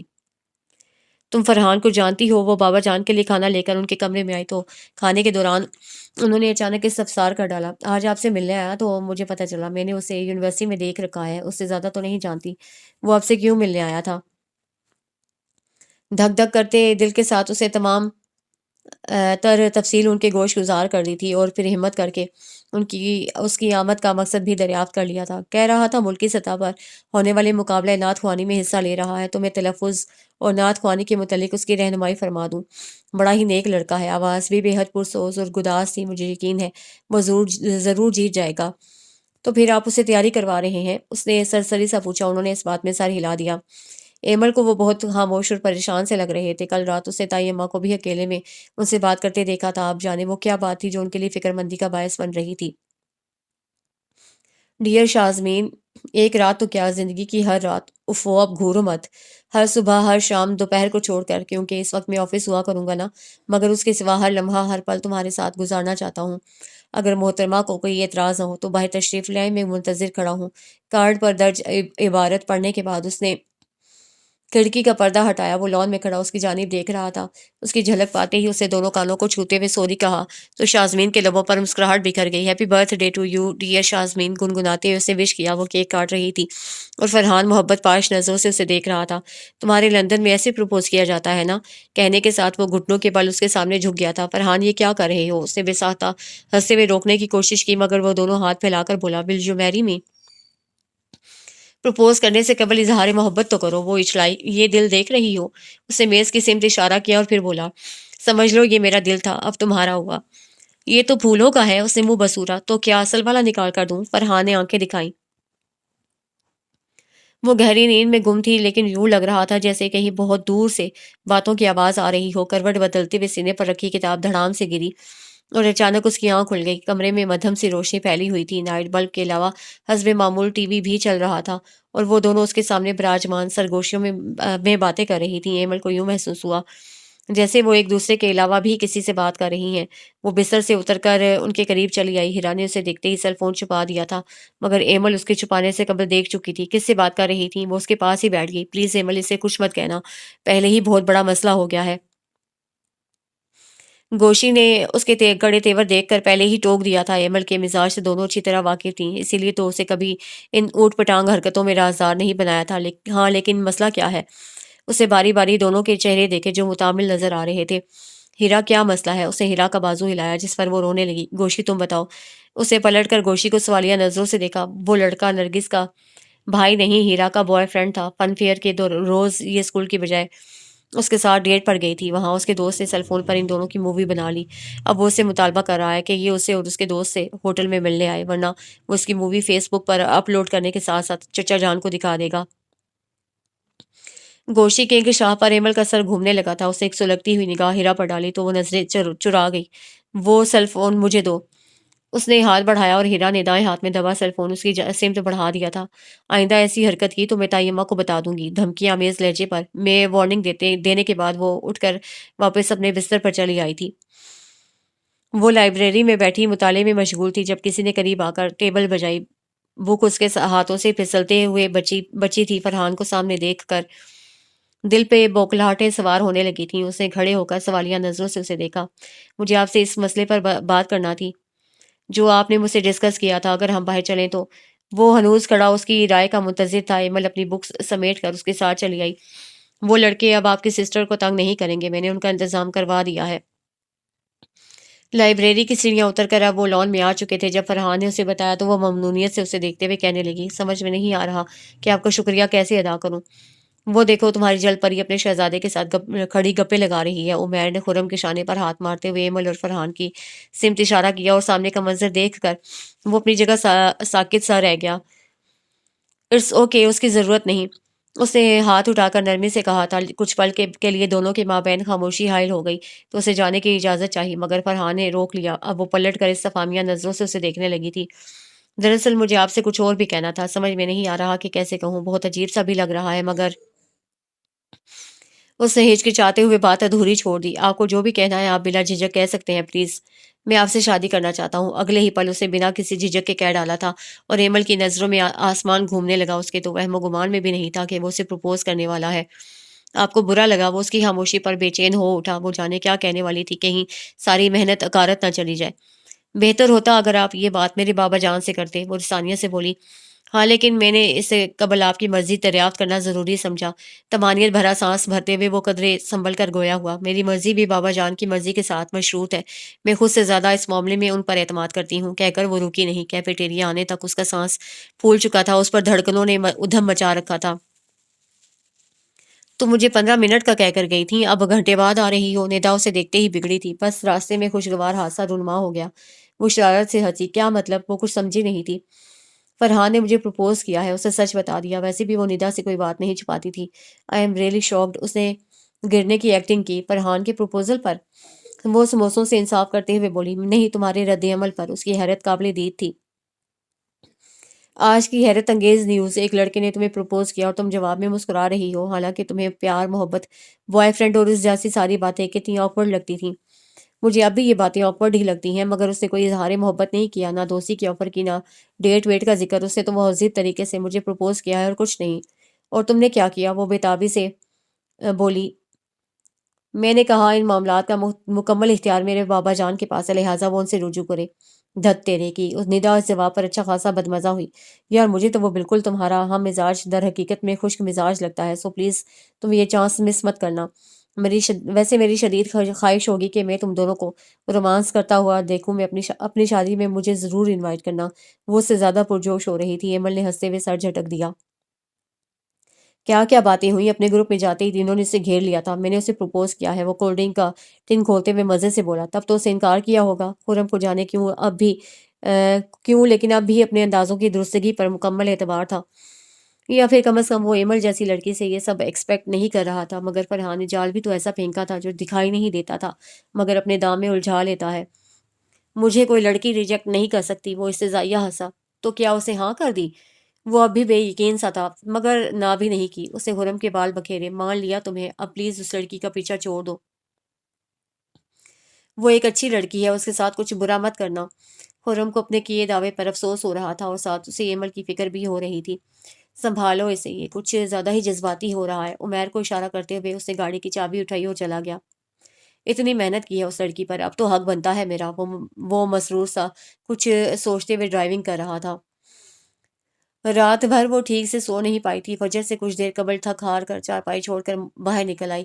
باہر تاروں بھرا آسمان بے حد روشن اور پر نور سا لگ رہا تھا۔ موسم بدل چکا تھا، ٹھنڈی خوشگوار ہوا کے سبک جھونکے وجود کو تراوٹ بخش رہے تھے اور ساری فضا اللہ اکبر کی صدا سے گونج رہی تھی۔ ایمل، نماز ادا کر لو۔ مسجد جانے سے قبل بابا جان نے حسب معمول آواز دی، لیکن وہ پلر سے ٹیک لگائے اجلی شفاف اور معطر سی طلوع سحر کو دیکھ رہی تھی۔ فرحان کو دیکھ کر بھی اسے ایسی ہی دلکش صبح کا گمان ہوتا تھا۔ اس نے کبھی آئیڈیل نہیں تراشے تھے، لیکن فرحان کو دیکھ کر لگتا تھا کہ اگر اس نے اس پہلو پر کبھی سوچا ہوتا تو وہ ضرور ایسا ہی خاکہ تراشتی۔ تم ابھی تک یہیں کھڑی ہو؟ وہ جانے کب واپس لوٹے تھے؟ ایمل نے ان کے حیرت بھرے اس افسار پر پہلے چونک کر انہیں دیکھا اور پھر صحن میں پھیلے ملگرجے سے اجالے کو۔ نماز کا وقت ابھی باقی تھا۔ اوہ سوری، مجھے خیال نہیں رہا۔ وہ معذرت کرتی واش روم کی جانب دوڑی۔ دعا کے لیے ہاتھ اٹھائے تو اس کا چہرہ تصور میں ابھر آیا تھا۔ گھبرا کر آنکھیں کھولی تو ایک بے ساختہ سی مسکراہٹ لبوں کو چھو گئی۔ آج یونیورسٹی کی چونکہ چھٹی تھی، سو ناشتے اور گھر کی صفائی سے فارغ ہو کر اسے بابا جان کے کمرے میں جھانکا۔ وہ کوئی اسلامی کتاب کا مطالعہ کرنے میں مشغول تھے۔ وہ دیکھ کر واپس چلی آئی۔ بات کرنے کی ہمت نہیں ہو رہی تھی اسے۔ آج اسے اپنی ماں کی یاد بہت آ رہی تھی۔ اگر وہ ہوتی تو ان کی گود میں سر رکھ کر مزے سے دل کی بات بتا دیتی۔ ایمل، تم بھی چلو نا ہمارے ساتھ، اتنا مزہ آئے گا۔ گوشی بارہا اصرار کر چکی تھی، اب بھی پیکنگ چھوڑ کر اس کے پاس چلی آئی۔ اس کی خالہ زاد صوبیہ کی شادی تھی اور 3 روز کے لیے سب جہلم جا رہے تھے۔ بابا جان کو گھر اکیلے تو نہیں چھوڑ سکتے۔ وہ کیاری سے املتاز کے پتے نوچتے ہوئے بولی۔ ویسے بھی بابا جان نے پہلے ہی اسے جانے سے منع کر دیا تھا۔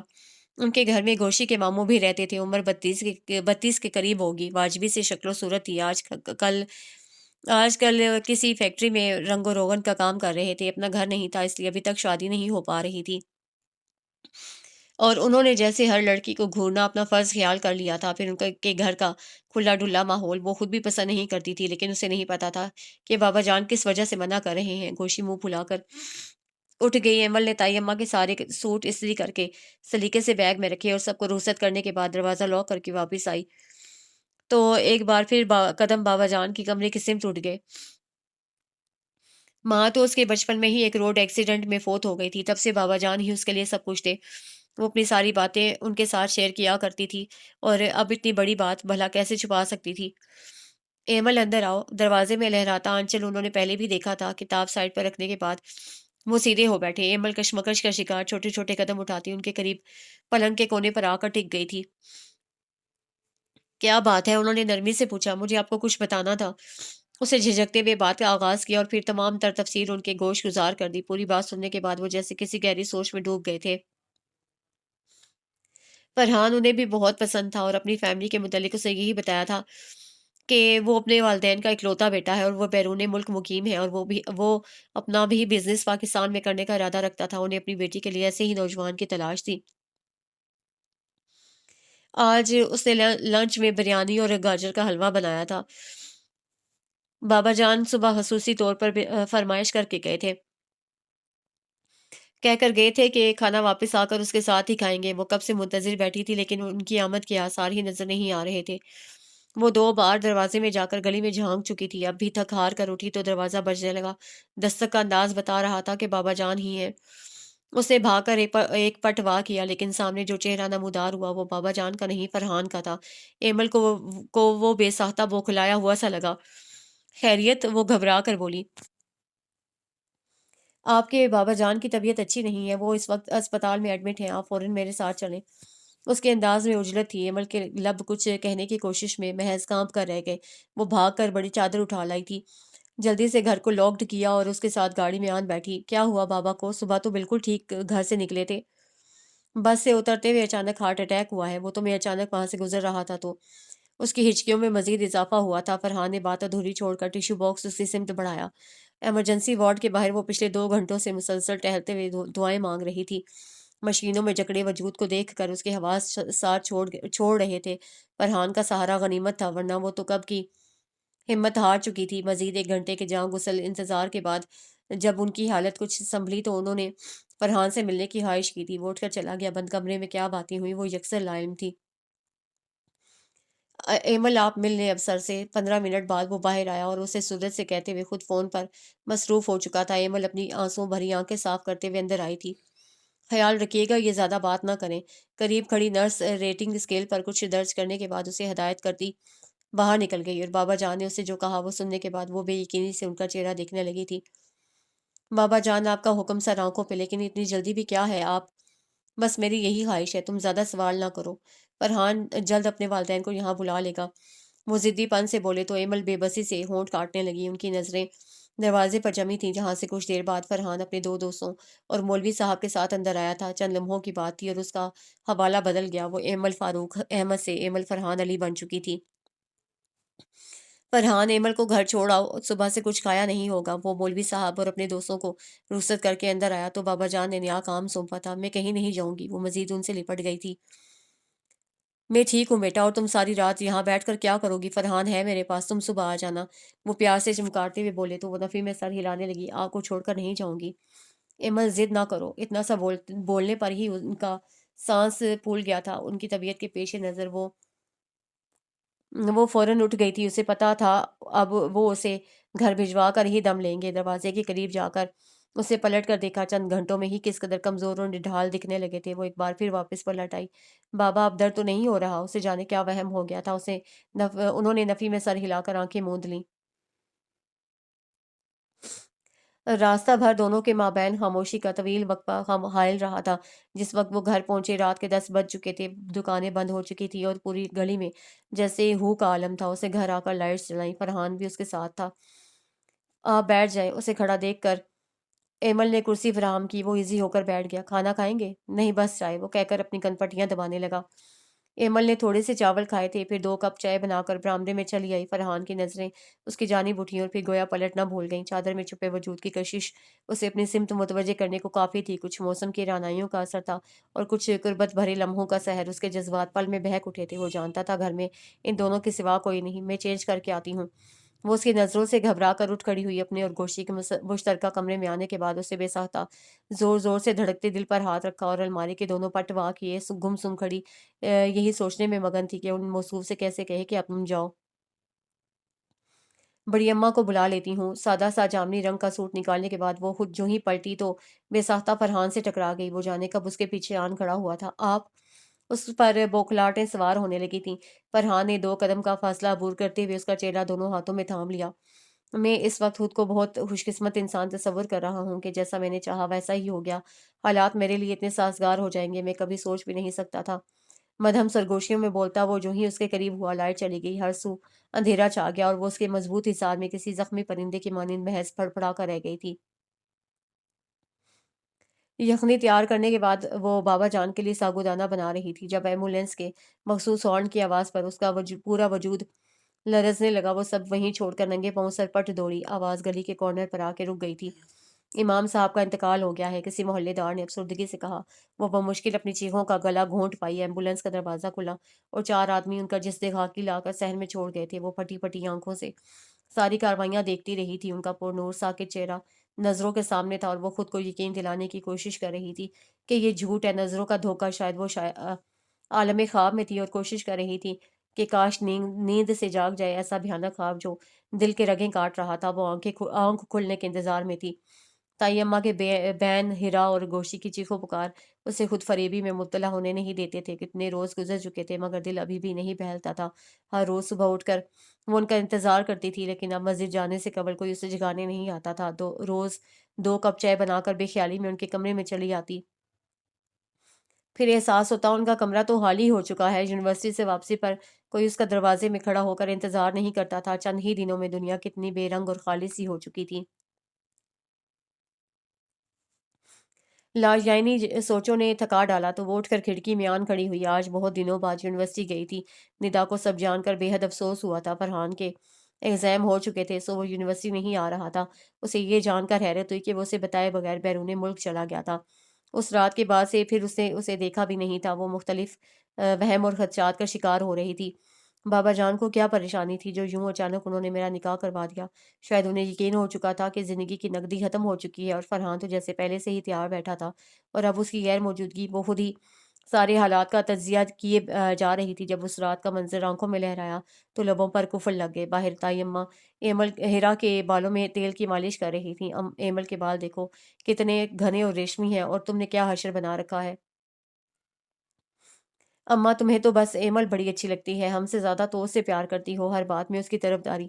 ایمل کی تعریف پر وہ سرتپا سلگ اٹھی تھی۔ میں اس کی طرفداری نہیں کر رہی، بس یہ چاہتی ہوں کہ جتنی وہ سگھڑ سلیقہ شعار اور فرما بردار ہے، تم دونوں بھی ویسی بن جاؤ۔ تائی اماں کے ڈپٹنے پر گوشی خوب تمسخرانہ ہنسی تھی۔ فرما بردار، جس روز آپ کے بھائی سے شادی پر رضامند ہوگی اس دن گنوائیے گا مجھے اس کی ساری خصوصیات۔ دور کھڑی ایمل کے کان کھڑے ہو گئے تھے۔ چپ کر تو کمبخت، ابھی بھائی صاحب کو گئے 1.5 مہینہ بھی نہیں ہوا اور میں گھر میں شہنائیاں بجوانے بیٹھ جاؤں؟ وہ غصے سے بولی۔ لیکن امی، ایمل کا اور ماموں کا کیا جوڑ بنتا ہے؟ ہیرا نے نیا اعتراض اٹھایا۔ جوڑ کیسے نہیں بنتا؟ وہ بے گھر، یہ سب بے صاحبان، دونوں ایک دوسرے کا سہارا بن جائیں گے۔ اور پھر کیا کمی ہے میرے بھائی میں؟ آخری جملہ شاید انہوں نے اپنے دل کی تسلی کے لیے بولا تھا۔ بابا کا آبائی گھر جو کہ گاؤں میں تھا وہ ایمل کے نام کر چکے تھے، اور وہ چاہ رہی تھیں ایمل سے شادی کے بعد وہ گھر ان کے بھائی کو مل جائے۔ اس رشتے کا ذکر وہ فاروق احمد صاحب سے بھی کر چکی تھیں۔ یہی بات ان کے لیے پریشانی کا باعث بنی ہوئی تھی۔ دبے لفظوں میں انہوں نے انکار تو کر دیا تھا، لیکن وہ چاہ رہے تھے کہ ایمل کی جلد ہی کسی اچھی جگہ پر شادی کر دیں۔ اپنے آخری وقت میں بھی انہیں ایمل کی فکر تھی، اور اپنی جانب سے وہ اسے محفوظ ہاتھوں میں سونپ کر گئے تھے۔ انہیں یقین تھا کہ اگر ایمل کا نکاح نہ ہوا تو ان کی بھاوش فرحان کے رشتے سے انکار کر کے اس کی شادی اپنے بھائی سے کر دیں گی۔ ایمل کو تائی اماں کا بدلتا ہوا رویہ اور بابا جان کی پریشانی سب کچھ یاد آ رہا تھا۔ تو یہ تھی اصل وجہ۔ مجھے انہیں بتانا ہوگا کہ بابا جان میرا نکاح کر چکے ہیں۔ کھڑکی سے ہٹتے ہی اسے اپنی آنکھوں کے سامنے اندھیرا سا چھاتا محسوس ہوا تھا۔ دیوار کا سہارا لے کر وہ بے ساختہ فرش پر بیٹھتی چلی گئی۔ 10 منٹ بعد کہیں جا کر ہوا سنبھلے تو ابکائی آنے لگی۔ وہ اٹھ کر واش بیسن کی سمت لپکی تھی۔ تائی اماں نے ٹھٹکتے ہوئے اسے دیکھا۔ وہ جہاں دیدہ خاتون تھی، لاکھ ذہن کو جھٹلا رہی تھی، لیکن ایک وہم اندر کہیں جڑ پکڑتا جا رہا تھا۔ وہ چند دنوں سے ایمل کی یہی حالت دیکھ رہی تھی۔ ایمل، چلو میں تمہیں ڈاکٹر کو دکھا لوں۔ جی میں ابایا پہن کر آتی ہوں۔ اسے خود بھی اپنی طبیعت عجیب سی محسوس ہو رہی تھی۔ چکر، کمزوری، کچا پن روز بروز بدلتی کیفیات کا شکار تھی۔ سڑک سے آ کر انہوں نے رکشہ لیا۔ محلے کے ڈاکٹر کے بجائے وہ اسے شہر والے کلینک لے کر آئی تھیں، اور رپورٹس آنے پر ان کے بدترین خدشات کی تصدیق ہو گئی تھی۔ ایمل کے لیے ان سے نظریں ملانا مشکل ہو گیا تھا۔ ایمل، یہ سب کیا ہے؟ میں اپنی بیٹیوں کو ہر بات میں تمہاری مثالیں دیا کرتی تھی، اور تم نے باپ کے قبر میں اترتے ہی ان کے اونچے شملے کو مٹی میں رول دیا۔ دو کوڑی کی نہیں چھوڑی ہماری عزت، جانتی ہو یہ بات ان دیواروں سے باہر نکلے گی تو کیا ہوگا؟ آنکھوں میں خوف اور وحشت لیے وہ ان سے پوچھ رہی تھی۔ گوشی اور ہیرا بھی حیرت زدہ سی دروازے میں آن کھڑی ہوئی۔ میں نے کوئی گناہ نہیں کیا، بابا جان نے خود میرا نکاح کیا تھا، وہ خشک لبوں پر زبان پھیرتے ہوئے دل گرفتگی سے بولی۔ پہلے بابا جان پہلے بابا جان کی دائمی جدائی کا غم، پھر فرحان کی یوں اچانک گمشدگی نے اسے نڈھال کر رکھا تھا۔ وہ تو یہی طے کیے بیٹھی تھی کہ فرحان سے بات کرنے کے بعد وہ اسے کہے گی کہ وہ اپنے پیرنٹس کو بھجواؤ، مگر اس کا تو کچھ پتہ نہیں چل رہا تھا، اور اب اسے کیسی کیسی الزام تراشیاں برداشت کرنی پڑ رہی تھیں۔ تم ہوش میں تو ہو؟ تائی اماں نے اسے پکڑ کر جھنجھوڑ ڈالا۔ میں سچ کہہ رہی ہوں، بابا جان نے اس آخری رات میں میرا نکاح فرحان سے پڑھوایا تھا۔ فرحان کون ہے؟ میرے ساتھ یونیورسٹی میں پڑھتا تھا۔ بھائی صاحب کیسے جانتے تھے اسے؟ وہ سوال پر سوال کیے جا رہی تھیں۔ ایمل نے تمام تفصیل بتا دی، اور سب سننے کے بعد وہ سر پکڑ کر بیٹھ گئی تھیں۔ پھر کچھ دیر بعد بولیں، اس لڑکے کو بھی اور اسی وقت یہاں بلواؤ۔ میرے پاس اس کا کوئی کانٹیکٹ نمبر نہیں ہے، وہ ملک سے باہر چلا گیا ہے۔ کوئی ثبوت، کوئی گواہ، نکاح نامہ، کچھ تو ہوگا تمہارے پاس؟ میرے پاس کچھ بھی نہیں ہے، وہ مایوسی سے بولی۔ تو اب کی بار انہیں پہلی بار ایمل پر اس قدر طیش آیا کہ انہوں نے بنا کسی لحاظ کے اس کے منہ پر 2-3 تھپڑ کھینچ مارے۔ تم نے کیا بے وقوف سمجھ رکھا ہے؟ نکل جاؤ یہاں سے، اور اپنے اس یار کو لیے بغیر اس گھر میں دوبارہ قدم نہ رکھنا۔ دھکے دے دے کر وہ اسے کمرے سے نکال رہی تھی۔ امی پلیز، یہ کیا کر رہی ہیں؟ گوشی اور ہیرا نے بمشکل ایمل کو ان کی گرفت سے چھڑوایا تھا۔ तमाम रात आंखों में कट गई थी, अपने ही प्यारों की आंखों में अपने लिए बेएतबारी देखना किस कदर अजियतनाक था। उसने चुपके से अपने आंसू साफ किए और उठकर खिड़की में आन खड़ी हुई। बाहर तारों भरा आसमान झिलमिल झिलमिल कर रहा था। चांदनी यूं फैल रही थी जैसे किसी ने जमीन से लेकर आसमान तक नूर की चादर तान दी हो। फिर उसके नसीब में 4 रातें क्यों लिख दी गई थी, वो थक कर फरहान को सोचने लगी। उसे अब उसकी फिक्र होने लगी थी, वो जाने कहाँ था, किस हाल में था, जो पलट कर उससे कोई राब्ता नहीं कर पाया था। उसे ढूँढना चाहिए, वही है जो मुझे ज़माने के सामने रुसवा होने से बचा सकता है, जो मेरी जानिब उन्हीं उठी इन मलामत भरी नज़रों को झुका सकता है, जो मेरा खोया हुआ गुरूर, मेरा मान मुझे लौटा सकता है। नमाज़ के बाद बड़े दिल से उसने दुआ माँगी थी कि फरहान उसे मिल जाए।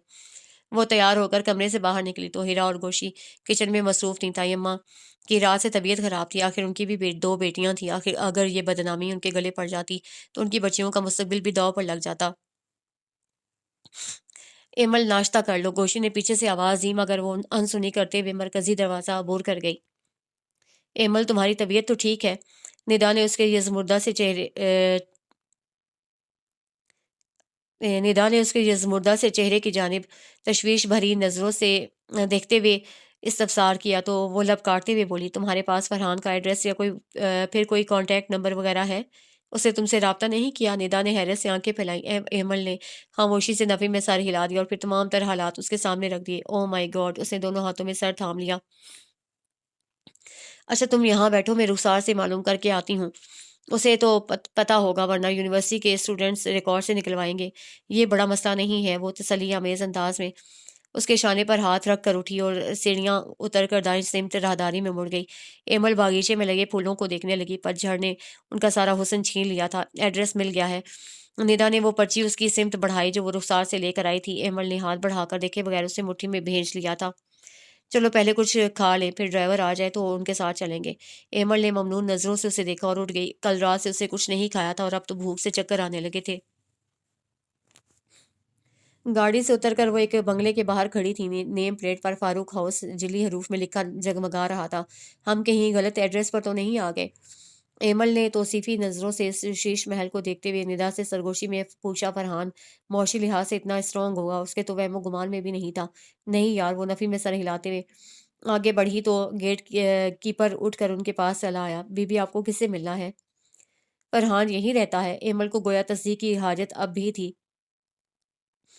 फरहान बाबा जी, वो इधर ही रहता है, मगर इस वक्त घर में नहीं है। दरअसल आज बाबा की मंगनी है ना, तो सब होटल गए हैं। पान से रंगे दांतों की नुमाइश करते हुए उसने इतने पुरजोश अंदाज में बताया था जैसे साहब की बजाय खुद उसका वलीमा हो। मंगनी, एमल को लगा जैसे गुलबर्ग की सारी इमारतें उसके सर पर आन गिरी हों। उसकी सांसों में घुटन उतर आई, वजूद जैसे आंधियों की जद में था और दिल में जो कयामत बरपा थी उसका कोई शुमार नहीं था। चलो यहाँ से। साकित खड़ी निदा ने उसका हाथ थाम लिया। नहीं, मैं उससे मिले बगैर नहीं जाऊंगी। वो उसका हाथ झटक कर गेट के बाहर बाईं जानिब रखे संगी बेंच पर जा बैठी। अब यहाँ रुक कर क्या करोगी? निदा ने नरमी से समझाया। कुछ हादसे ऐसे होते हैं जो अगर हमारी आंखों के सामने रूनवा ना हो तो हमें उनकी हकीकत का इनकार रहता है। हम खुद फरेबी का शिकार हो जाते हैं और मैं बेयकीन रहना नहीं चाहती। फिर यहाँ वेट करने का क्या फ़ायदा? चलो होटल चलते हैं। तकरीबन आधे घंटे की ड्राइव के बाद वो आवारी के बाहर खड़ी थी। तकरीब का एहतमाम ग्राउंड फ्लोर में था। रंग बिरंगे आंचल, नकरई कहकहे, मेहमानों की चहल पहल और उन सब के बीच ब्लैक डिनर सूट में मलबूस पहलू में एक पुरकशिश हसीना को लिए खड़ा वो कोई और नहीं, फरहान ही था। मैं इस वक्त खुद को बहुत खुशकिस्मत इंसान तस्वुर कर रहा हूँ कि जैसा मैंने चाहा वैसा ही हो गया। हालात मेरे लिए इतने साजगार हो जाएंगे, मैं कभी सोच भी नहीं सकता था। उसके दिमाग में साएं साएं होने लगी। उसने किस खुशकिस्मती की बात की थी और वो कौन से हालात थे जो उस रात उसने उसके लिए साजगार हो चुके थे। उसका अंदाजा उसे अगले चंद लम्हों में हो चुका था। तुम यहाँ? वो उसे देखकर जरा भी न चौंका था। Who is she? उसके साथ खड़ी लड़की ने अजीब सी नजरों से उसे देखते हुए कदरे नागवारी से इस्तफसार किया। जवाब में फरहान का कहका बेसाहता था। ये वही है जिससे कभी कभार तुम जेलस हो जाती हो। अगर इसे देख चुकी होती तो कभी इतना हंगामा बरपा ना करती। But I am really surprise कि तुम्हारा टेस्ट इतना मामूली भी हो सकता है। उसे सर तपाक घूरते हुए उस लड़की ने जिस अंदाज में कहा था, एमल के पूरे वजूद में चूंटियां सी रेंगने लगी थी। मेरा टेस्ट नहीं थी, ये तो एक चैलेंज था। उसने नखुवत से सर झटका। फैजान, उमैर, खुरम, यहाँ आओ। उसने पलट कर अपने दोस्तों को आवाज़ दी तो तीनों एक दूसरे की जानिब मायनी खेज नज़रों से देखते उसके करीब चले आए। دیکھو یہ آج میرے پیچھے مجھے ڈھونڈتے ہوئے یہاں تک چلی آئی ہے، بنا ڈالا میں نے اس نام نہاد شریف لڑکی کو اپنا دیوانہ، اب یہ میرے سامنے گڑ گڑائے گی، ہاتھ جوڑ کر مجھ سے میری محبت کی بھیک۔ گال پر پڑنے والے زناٹے دار تھپڑ کی بدولت اس کی بات ادھوری رہ گئی تھی، آس پاس کھڑے لوگ بھی اس کی جانب متوجہ ہو چکے تھے، ہر کوئی دم بخود سا تھا۔ یہ تھپڑ تمہیں ہمیشہ میری نظروں میں تمہاری اوقات یاد دلاتا رہے گا، لفظوں کو چبا چبا کر کہتی وہ ندا کا ہاتھ تھام کر باہر نکل آئی تھی، پیچھے ہر سو جیسے سناٹا چھا گیا تھا، بس ایک تھپڑ کی گونج تھی جو پورے ہال میں چکراتی پھر رہی تھی۔ کتنا شرمندہ کروایا ہے تم نے ہمیں سب کے سامنے، میری تو نظریں نہیں اٹھ رہی تھیں، لوگوں کے سوالوں کا جواب دیتے دیتے تھک چکی ہوں۔ آئمہ بیگم غصے سے بل کھاتی اس پر برس رہی تھیں، جو خود تو واپس چلا آیا تھا اور انہیں سب کو فیس کرنے کے لیے وہاں چھوڑ دیا تھا۔ کون تھی وہ لڑکی؟ فاروق صاحب نے کافی تحمل سے دریافت کیا۔ آپ لوگ پلیز کچھ دیر کے لیے مجھے اکیلا چھوڑ دیں، وہ بیزاری سے بولا۔ تمہارے پاپا تم سے کچھ پوچھ رہے ہیں، اس کا انداز انہیں مزید سلگا گیا تھا۔ مما پلیز مجھے نہیں پتا کہ کون تھی وہ۔ اس کا دماغ اس قدر معاف ہو رہا تھا کہ بر وقت کوئی بہانہ بھی نہیں سوچ رہا تھا، اور مما باقاعدہ جرا پر اتر آئی تھیں۔ تنگ آ کر اس نے گاڑی کی چابی اٹھائی اور باہر نکل گیا۔ تمہارے پاس اب ایک ہی راستہ ہے عمل کہ تم ابارشن کروا لو، پھر ہم تمہارا نکاح زاہد سے کر دیں گے۔ کمرے میں موت کا سا سناٹا طاری تھا، جسے تائی اماں کی آواز نے جب توڑا تو گویا قیامت ہی آ گئی۔ میں نکاح پر نکاح کیسے کر سکتی ہوں؟ وہ احتجاجن چلائی۔ تو پھر ایک احسان کرو، ہم پر یہ گھر یہ محلہ چھوڑ کر یہاں سے کہیں دور چلی جاؤ، ورنہ تمہارے گناہوں کی کالک ہم سب کی زندگیاں سیاہ کر دے گی۔ انہوں نے دونوں ہاتھ جوڑتے ہوئے کچھ اتنی نفرت سے کہا تھا کہ ایمل کے پورے وجود میں سنسناہٹ سی دوڑ گئی۔ ہم کہہ دیں گے محلے والوں سے کہ تم اپنے ننیال چلی گئی ہو، چند روز لوگ باتیں بنائیں گے لیکن کچھ تو پردہ رہ جائے گا۔ وہ تو گویا سب طے کیے بیٹھی تھی، ایمل کی ٹانگوں نے اس کا وزن سہارنے سے انکار کر دیا تھا، مگر وہ پھر بھی اٹھی تھی اور اپنی زندہ لاش کو گھسیٹتے ہوئے مرکزی دروازہ پار کر گئی تھی۔ اپنے بابا کی عزت و ناموس کی حفاظت اسے بھی بہت عزیز تھی، اتنی عزیز کہ اس نے خود کو حالات کے رحم و کرم پر چھوڑ دیا تھا۔ وہ جیت کر بھی ہار چکا تھا، اور یہی ہار اسے تل ملا رہی تھی۔ اسے تو عمیر، فیضان اور خرم کا سامنا کرنا بھی دشوار لگ رہا تھا، جانے اب سب نے مل کر اس کا کتنا ریکارڈ لگانا تھا۔ اس خوف سے اس نے سب سے ملنا ہی چھوڑ دیا تھا۔ وہ اپنی ساری بیرونی سرگرمیاں ترک کرتے ہوئے باقاعدگی سے آفس جانے لگا تھا۔ فاروق صاحب اس کی روٹین لائف سے مطمئن، اور رائمہ بیگم سرشار سی تھیں۔ اس پر جو غصہ تھا وہ اس کے مثبت رویے پر رفتہ رفتہ خود ہی زائل ہو چکا تھا، مگر اس کے اندر جو خلیش تھی وہ روز بروز بڑھتی جا رہی تھی۔ جانے کیسا احساس تھا جو مکمل طور پر اپنے حصار میں جکڑ چکا تھا۔ وہ پلکیں موندتا تو دو وحشت بھری آنکھیں اس کے تصور میں ابھر آتی، تو وہ بے چین سا ہو کر رات بھر جاگا کرتا تھا، اور ظہر کی نماز ادا کرنے کے بعد اس کی آنکھیں مختلف مناظر میں اسے کھوجنے لگتی تھیں۔ شاید یہ دن رات اسے سوچنے کا کمال تھا کہ اب وہ اس کے تصور میں بس چکی تھی۔ اسے یہ سوچ کر خود کو مطمئن کیا کہ اب جو عادت ہو چکی ہے وہ ایسا ایسا ہی ختم ہوگی۔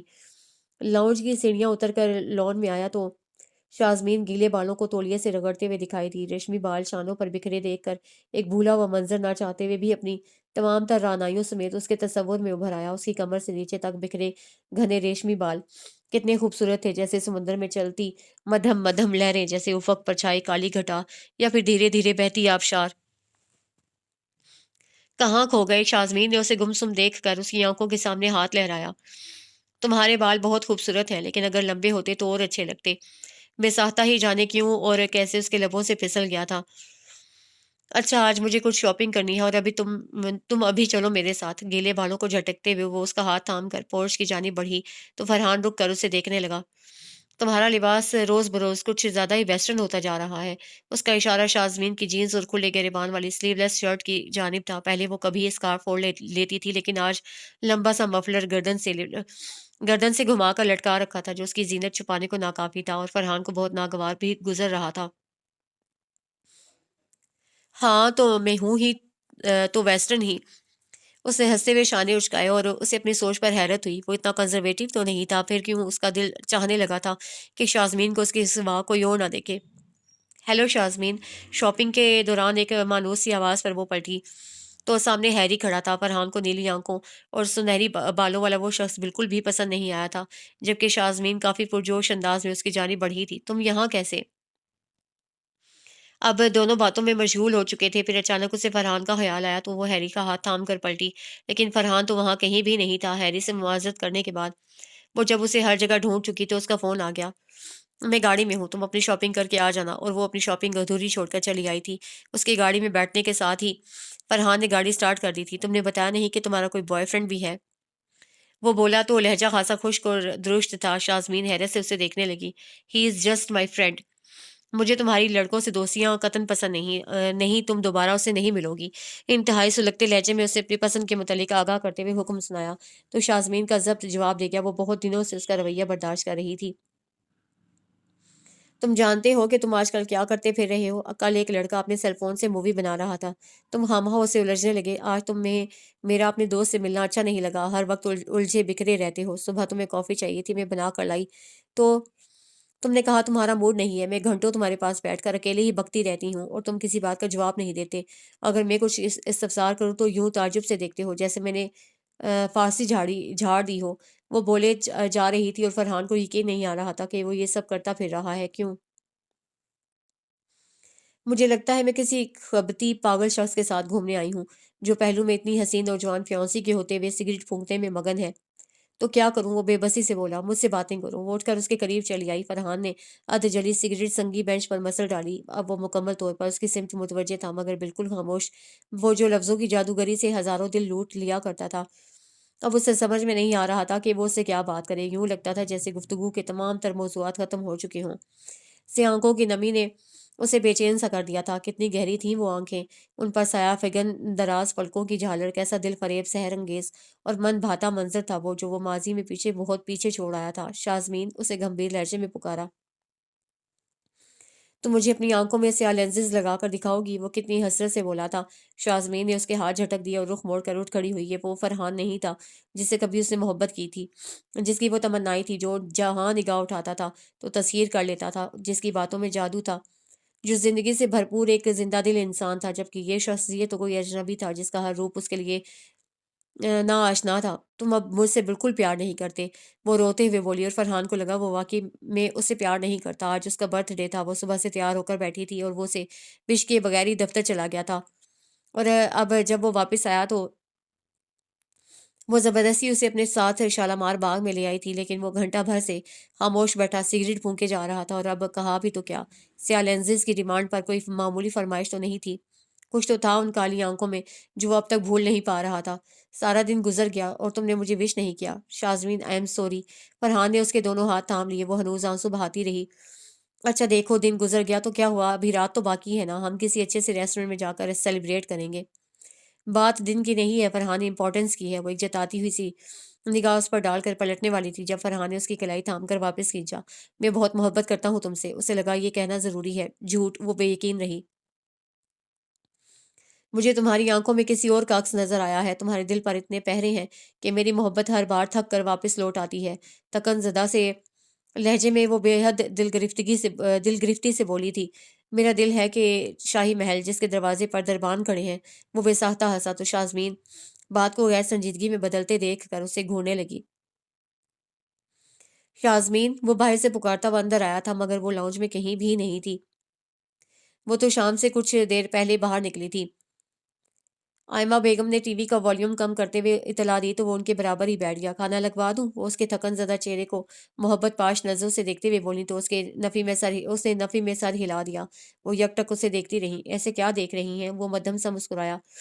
تم بہت بدل گئے ہو۔ کچھ مثبت تبدیلیاں تو اس میں آئی ہی تھیں مگر اس کے ساتھ ساتھ کچھ اور بھی تھا پراسرار سا جو ہر بار انہیں سوچنے پر مجبور کر دیتا تھا۔ بدلا نہیں ہوں، ذمہ دار ہو گیا ہوں۔ اس نے سنجیدگی سے تصحیح کی۔ ایسی بھی کیا ذمہ داریاں کہ جن میں الجھ کر تم خود کو ہی بھول جاؤ؟ مجھے لگتا ہے کچھ ہے ایسا جو تمہیں اندر سے ڈپریسڈ رکھتا ہے، جسے تم خود سے بھی شیئر نہیں کرتے۔ لگتا ہے آج کل کسی پامسٹ کی صحبت میں بیٹھنے لگی ہیں۔ وہ ان کی بات کاٹ کر ہنستے ہوئے اٹھ کر اپنے بیڈ روم میں چلا آیا۔ کیوں میں اتنا ڈپریسڈ رہنے لگا ہوں؟ خوش ہونا بھی چاہوں تو خوشی کا کوئی احساس من میں نہیں جاگتا۔ وہ لڑکی جا چکی ہے میری زندگی سے، میں یہ حادثہ بھول کیوں نہیں جاتا؟ پورچ میں گاڑی رکنے کی آواز پر اس کے خیالوں کا تسلسل ٹوٹا تھا۔ اس نے کھڑکی سے نیچے جھانکا۔ ڈرائیونگ سیٹ پر بیٹھے ہیری کو شاید وہ اندر آنے کی دعوت دے رہی تھی مگر وہ مسلسل انکار کیے جا رہا تھا۔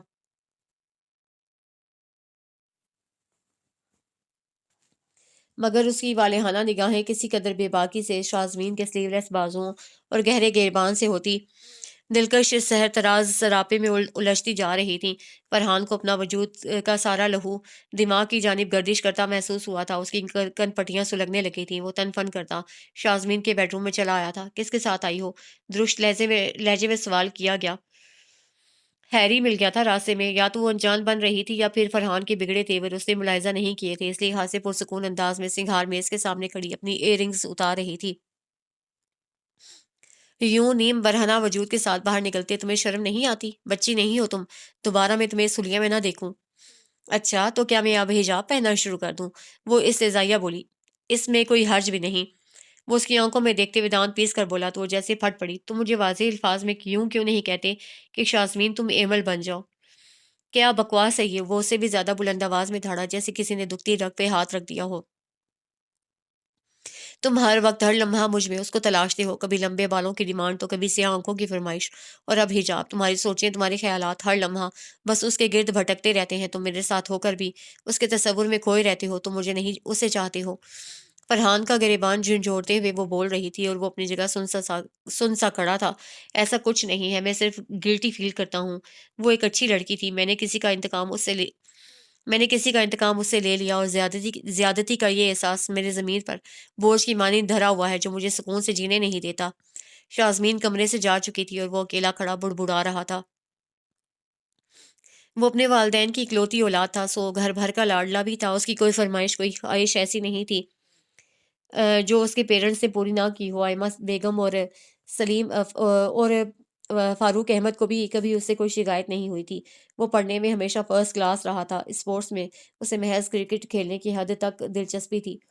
صبح فجر کی نماز با جماعت ادا کرنے کے بعد جاگنگ، ناشتہ اور پھر اسکول سے واپس آ کر ٹھیک 3 بجے اس کا لنچ ہوا کرتا تھا۔ ظہر کی نماز چونکہ اسکول کی مسجد میں ادا کر کے آتا تھا، اس لیے لنچ سے فارغ ہونے کے بعد اس کا ٹیوٹر اسٹڈی روم میں اس کا منتظر ہوا کرتا تھا۔ شام کی چائے ہمیشہ لان میں پی جاتی تھی۔ اس کے بعد اگر کہیں آؤٹنگ کا پروگرام ہوتا بھی تو وہ اپنی ممی ڈیڈی کے ساتھ ہی باہر جاتا تھا۔ رات 9 بجے سونا اور صبح 4 بجے اٹھنا اس کی روٹین لائف میں شامل تھا۔ اس کے دادا ابا چونکہ ریٹائرڈ میجر تھے، اس لیے بھی وہ ہر کام وقت پر کرنے کا عادی تھا۔ زندگی کے 17 برس اسی روزمرہ معمول کو فالو کرتے ہوئے گزر گئے تھے، جب اچانک ایک خوشگوار تبدیلی نے زندگی میں حائل ہو کر برسوں کے اصول و ضوابط میں ہلچل مچا دی۔ ایک رات جب وہ سونے کے لیے بستر پر گیا تو سیل فون بج اٹھا۔ یہ سیل فون ابھی کچھ روز قبل ہی ڈیڈی نے اس کے برتھ ڈے پر گفٹ کیا تھا۔ بستر سے اٹھ کر کمپیوٹر ٹیبل تک جانے میں اسے اچھی خاصی کوفت ہوئی تھی، لیکن جب یس کا بٹن پریس کر کے کان سے لگایا تو شوق کھلکھلاتی ہوئی مترنم آواز سے ساری کوفت بیزاری اڑن چھو کر دی۔ ہیلو، کیا میں آپ سے بات کر سکتی ہوں؟ جی آپ کون؟ وہ پریشان ہو گیا۔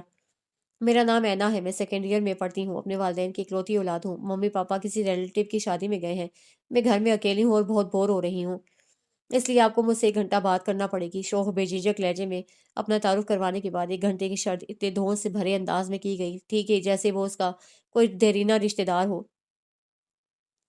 اس کی نظریں بھٹکتے ہوئے وال کلاک سے ٹکرائیں تو 9 بج کر 10 منٹ ہو چکے تھے، اور وہ رات اس کی زندگی کی پہلی رات تھی جب وہ رات 11 بجے سویا تھا۔ 1 گھنٹہ اس سے بات کی تھی اور دوسرا گھنٹہ اس عجیب و غریب لیکن دلچسپ لڑکی کے متعلق سوچتا رہا تھا۔ اگلی صبح وہ بیدار ہوا تو اس کا مارننگ وش کا میسج آیا ہوا تھا، جسے پڑھنے کے بعد اس کے لبوں پر مسکراہٹ ابھر آئی، اور پھر سارا دن وقفے وقفے سے اسے وہ میسج کوئی 100 بار پڑھا تھا۔ اسے آج سے قبل صبح کبھی بھی اتنی حسین، خوشگوار اور متبسم نہیں لگی تھی۔ کچھ سوچتے ہوئے اسے کال بیک کی تو اس کی نیند میں ڈوبی آواز سماعتوں سے ٹکرائی۔ او ہو، صبح سویرے جگا دیا، ابھی سونے دو، شام میں بات کروں گی۔ اور ساتھ ہی رابطہ منقطع کر دیا گیا تھا۔ سارا دن اسے دوپہر ہونے کے انتظار میں سارا دن اس کا شام ہونے کے انتظار میں گزر رہا تھا۔ دوپہر پر کھڑی شام اسے آج سے قبل اتنی مسافتوں پر کبھی نظر نہیں آئی تھی۔ آخر سورج ڈھلا، مغرب کی اذان ہوئی، وہ وضو کر رہا تھا جب اچانک سیل فون بج اٹھا۔ سر کا مسا کرنا اور پاؤں دھونے ابھی باقی تھے، مگر وہ سب ادھورا چھوڑ کر فون کی سمت لپکا نچڑتے ہاتھوں سے کال ریسیو کی۔ دوسری جانب اینا تھی اور اس سے باتوں میں مشغول ہو کر آج اس کی پہلی نماز قضا ہوئی تھی۔ اگلی صبح بھی وہ صبح 4 بجے کی بجائے 8 بجے تک سوتا رہا تھا اور پھر ناشتہ کیے بغیر کالج چلا آیا۔ آج کل تو ویسے بھی اس کی بھوک اڑی ہوئی تھی، سارا دن بس سیل فون چیک کرتے ہوئے گزر جاتا تھا۔ شام میں عمیر کا برتھ ڈے تھا، تمام فرینڈ اس کے گھر انوائٹڈ تھے۔ وہ ابھی ان کے لاؤنج میں جا کر بیٹھا ہی تھا کہ پھر رنگ ٹیون بجنے لگی۔ وہ بضد تھی کہ وہ بات کرو सब एन्जॉय कर रहे थे और वो एक कोने में बैठा उससे बातें करने में मशगूल था। रातों रात वो तमाम दोस्तों में बेहद मकबूल हो चुका था। आखिर उनके ग्रुप में वो वाहिद लड़का था जिसकी गर्लफ्रेंड थी। और ये सब उसके पीछे पड़े हुए थे कि हमारी भी बात करवाओ, वो भी बिला झिझक सबसे बात करती थी। जब दोनों को बात करते 2 महीने गुज़र चुके तो उमैर और फैज़ान के कहने पर उसे ऐना से मिलने की ख़्वाहिश ज़ाहिर की थी। वो खुद भी अब उसे देखने को बेताब हो चुका था। थोड़ी-सी पसोपेश के बाद उसे आने की हामी भर ली थी। सिल्वर 7 में आज उनकी पहली डेट थी और उसे समझ में नहीं आ रहा था कि वो कौन-सा ड्रेस ज़ेब-ए-तन करे। अलमारी से सारे कपड़े निकाल कर उसे बेड में ढेर कर दिए थे। उस सुबह 7 बजे से खुद को मुख्तलिफ रंगों में देख रहा था। 10 बजे के करीब आखिर नज़रें इंतखाब ब्लैक टू पीस पर ठहरी थी। खूबसूरत तो वो था ही लेकिन सूट में आज कुछ ज़्यादा ही हैंडसम लग रहा था। सिल्की बाल माथे पर बिखरे हुए थे। रास्ते से उसे ऐना के लिए सफ़ेद लिली का बुके और चॉकलेट ली थी। टेबल पहले से रिज़र्व था और हॉल में ज़्यादा लोग भी नहीं थे क्योंकि ना तो ये लंच टाइम था, ना ही ऑफ़िस ऑफ टाइम था। सो रश तकरीबन ना होने के बराबर था।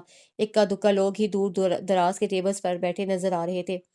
टीनेजर्स वाली सारी हरकतें उसने की थीं। रात भर आईने के सामने खड़े होकर मुख्तलिफ अंदाज में बात करता रहा और इतना बोलने की वजह से अब गले में खराशें पड़ती महसूस हो रही थी। कॉन्फिडेंस की उसमें कमी नहीं थी लेकिन इस पल इतना नर्वस हो रहा था। 3 बार पानी मंगवा कर पी चुका था। वो 18 मिनट लेट आई थी।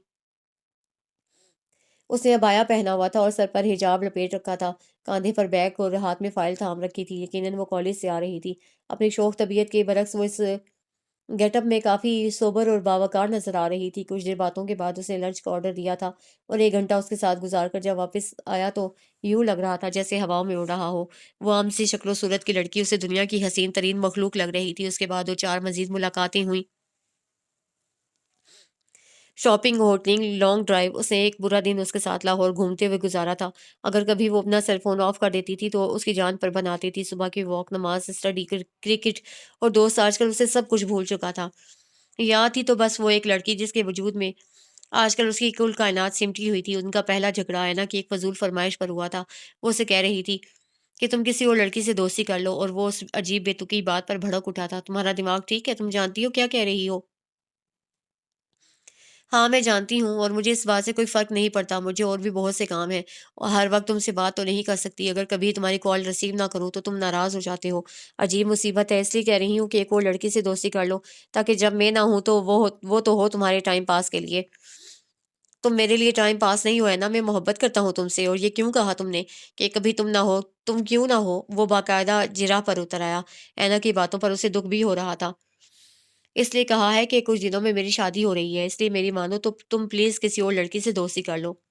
उसने कितनी आसानी से सब कह दिया था और फरहान को अपनी नज़रों में ज़मीन व आसमान घूमते महसूस हो रहे थे। उस रोज़ उसे सारा दिन खाना नहीं खाया था। रात भर वो यूँ ही कमरे में साकित लेटा रहा था और अब अगली सुबह तक बुखार में उसे अपना भी होश नहीं रहा था। उसे ऐना की कितनी मिन्नतें की थी। ऐना प्लीज़ तुम ये शादी मत करो, मैं अपने पेरेंट्स को मना लूँगा, मेरी मम्मी बहुत अच्छी हैं ना, वो तुमसे बहुत मोहब्बत करेंगी, मैं तुम्हें बहुत खुश रखूँगा, कभी कोई दुःख नहीं दूँगा, कभी तुमसे झगड़ा नहीं करूँगा, ऐना प्लीज़ ये शादी मत करो। लेकिन उसे कोई बात नहीं मानी थी, उल्टा उसे समझाना शुरू कर दिया था। देखो फरहान तुम सिर्फ़ मेरे दोस्त थे और अपर क्लास में ये दोस्ती मामूल की बात है। मैंने कभी तुम्हारे लिए अपने दिल में में ऐसी फीलिंग्स महसूस नहीं की कि तुमसे शादी का सोचूँ, वैसे भी मुझे लगता है मेरे डैड का इंतखाब मुझसे अच्छा ही होगा। शिराज़ मेरा कज़न है, इंग्लैंड से आया है, मुझे पसंद भी है। मैं इस शादी पर बहुत खुश भी हूँ। तुम्हें मेरी खुशी का एहसास करना चाहिए। ओके बाय, मैं अपना वेडिंग ड्रेस लेने जा रही हूँ। वो चली गई फिर कभी ना आने के लिए। ये आखिरी गुफ्तगू थी जो उसने फरहान से की थी। वो 1 हफ़्ता उसकी ज़िंदगी के अज़ियतनाक दिन थे और फिर उसकी ज़िंदगी में निसार चली आई थी। निसार से उसकी दोस्ती इंटरनेट पर हुई थी, उसका फिर वही मामूल बन गया था, रात भर बातें, डेट, होटलिंग, शॉपिंग, ज़िंदगी भर साथ निभाने के वादे और फिर ब्रेकअप। वो गैर दानिस्ता तौर पर हर लड़की के साथ वही करता था जो ऐना ने उसके साथ किया था। लेकिन जब उसने एमल को देखा, तो वो उसे बिल्कुल ऐना का परतों लगी। गंदमी रंगत, बड़ी-बड़ी आँखें, अबाया में मलबूस, सर पे हिजाब ओढ़े, उसकी भी आवाज़ में तरन्नुम था और अंदाज़ो एतवार में वक़ार, शाइस्तगी और दिलकशी। उसने ऐना का बदला उससे लिया था। और अब शाज़मीन कह रही थी तुम उसे चाहते हो और उसे लग रहा था शाज़मीन ठीक ही कहती है। वो जिसे 2 सालों तक गिल्ट समझता रहा था, वो गिल्ट नहीं था, मोहब्बत थी। और यही वो सच था जिसे वो खुद से भी शेयर करने से डरता था। वो जिस जज़्बे से वो 2 सालों तक नज़रें चुराता रहा था, वो खुद खुद को फ़रेब देता रहा था। वो उसकी क़ुव्वत मुदाफ़अत से ज़्यादा ताकतवर था। वो हार गया था खुद से, दिल से, दलीलों से। कहते हैं ना कि पहला प्यार इंसान कभी नहीं भूलता। وہ بھی نہیں بھولا تھا، اینا اس کا پہلا پیار تھا اور ابھی ایمل میں اسے اپنا پہلا پیار نظر آتا تھا۔ وہ پیار جو ایک پاکیزہ رشتے میں بندھا ہوا تھا، جو نکاح کے مقدس بندھن سے ہو کر اس کے دل میں اترا تھا۔ ایمل اس کا کوئی افیئر نہیں تھی جسے وہ بھول جاتا، وہ ایک رشتہ تھی، وہ رشتہ جو اس نے اللہ کو گواہ بنا کر اس کے ساتھ جوڑا تھا، جس کی خاطر وہ بھٹکی ہوئی راہوں سے ایک ہموار اور متوسط شاہراہ پر واپس لوٹ آیا تھا، جس کی طلب اسے مسجد تک لے گئی تھی۔ اس سے چپکے چپکے کئی بار اسے ڈھونڈنے کی کوشش کی تھی۔ اس کے محلے والوں سے معلوم ہوا تھا کہ امام صاحب کے انتقال کے بعد وہ اپنے ننیال چلی گئی تھی، مگر وہ وہاں بھی نہیں تھی، تو پھر کہاں تھی؟ اس کا بس نہ چلتا تھا کہ وہ روئے زمین کا ذرہ ذرہ چھان کر کہیں سے اسے ڈھونڈ نکالے، لیکن فی الحال تو بس ایک امید تھی جو دل کو مایوس ہونے نہیں دیتی تھی، اور وہ امید اس کے کی دعا تھی جو وہ بڑے خشوع و خضوع کے ساتھ دن رات صبح شام کرتا تھا۔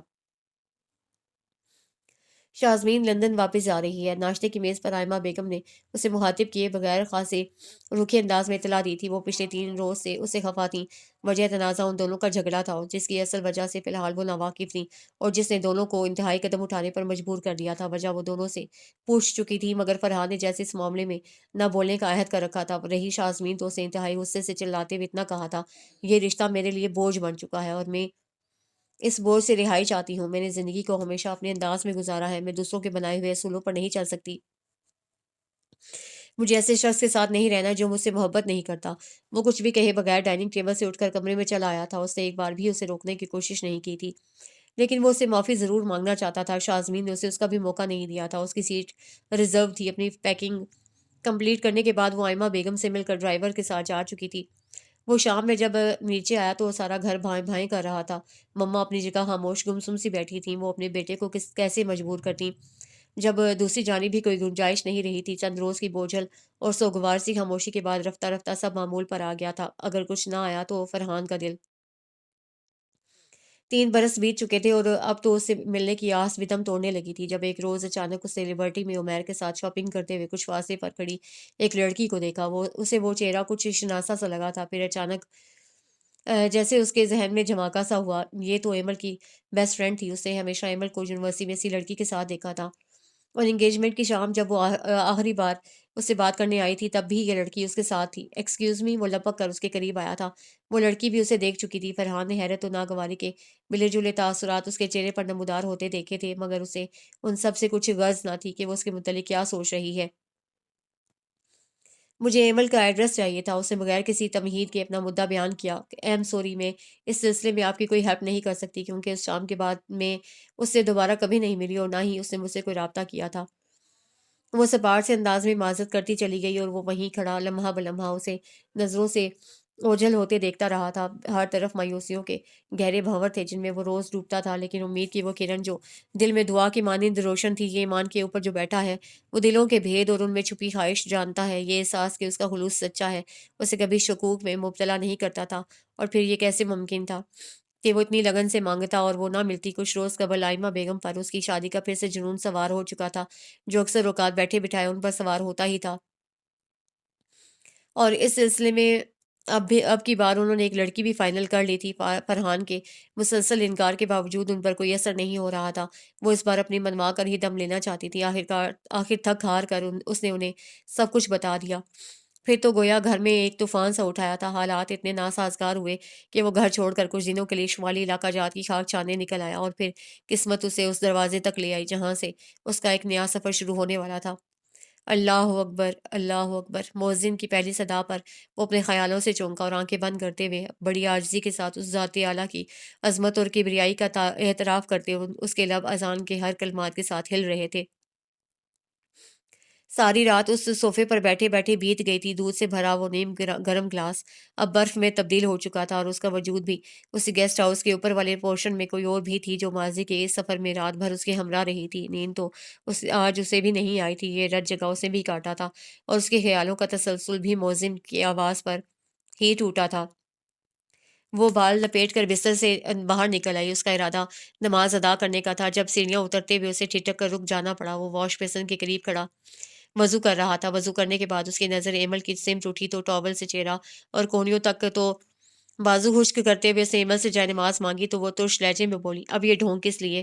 وہ مدھم سا مسکرایا جیسے بڑی بے بس سی ہنسی ہو۔ ढोंग करना छोड़ दिया है मैंने, और जब उस अल्लाह ने माफ़ कर दिया तो तुम भी कर दो। उससे करीब आकर एमल के सामने दोनों हाथ जोड़ दिए थे। वो मोहब्बत की भीख माँग रहा था उस लड़की से जो उसकी बीवी थी।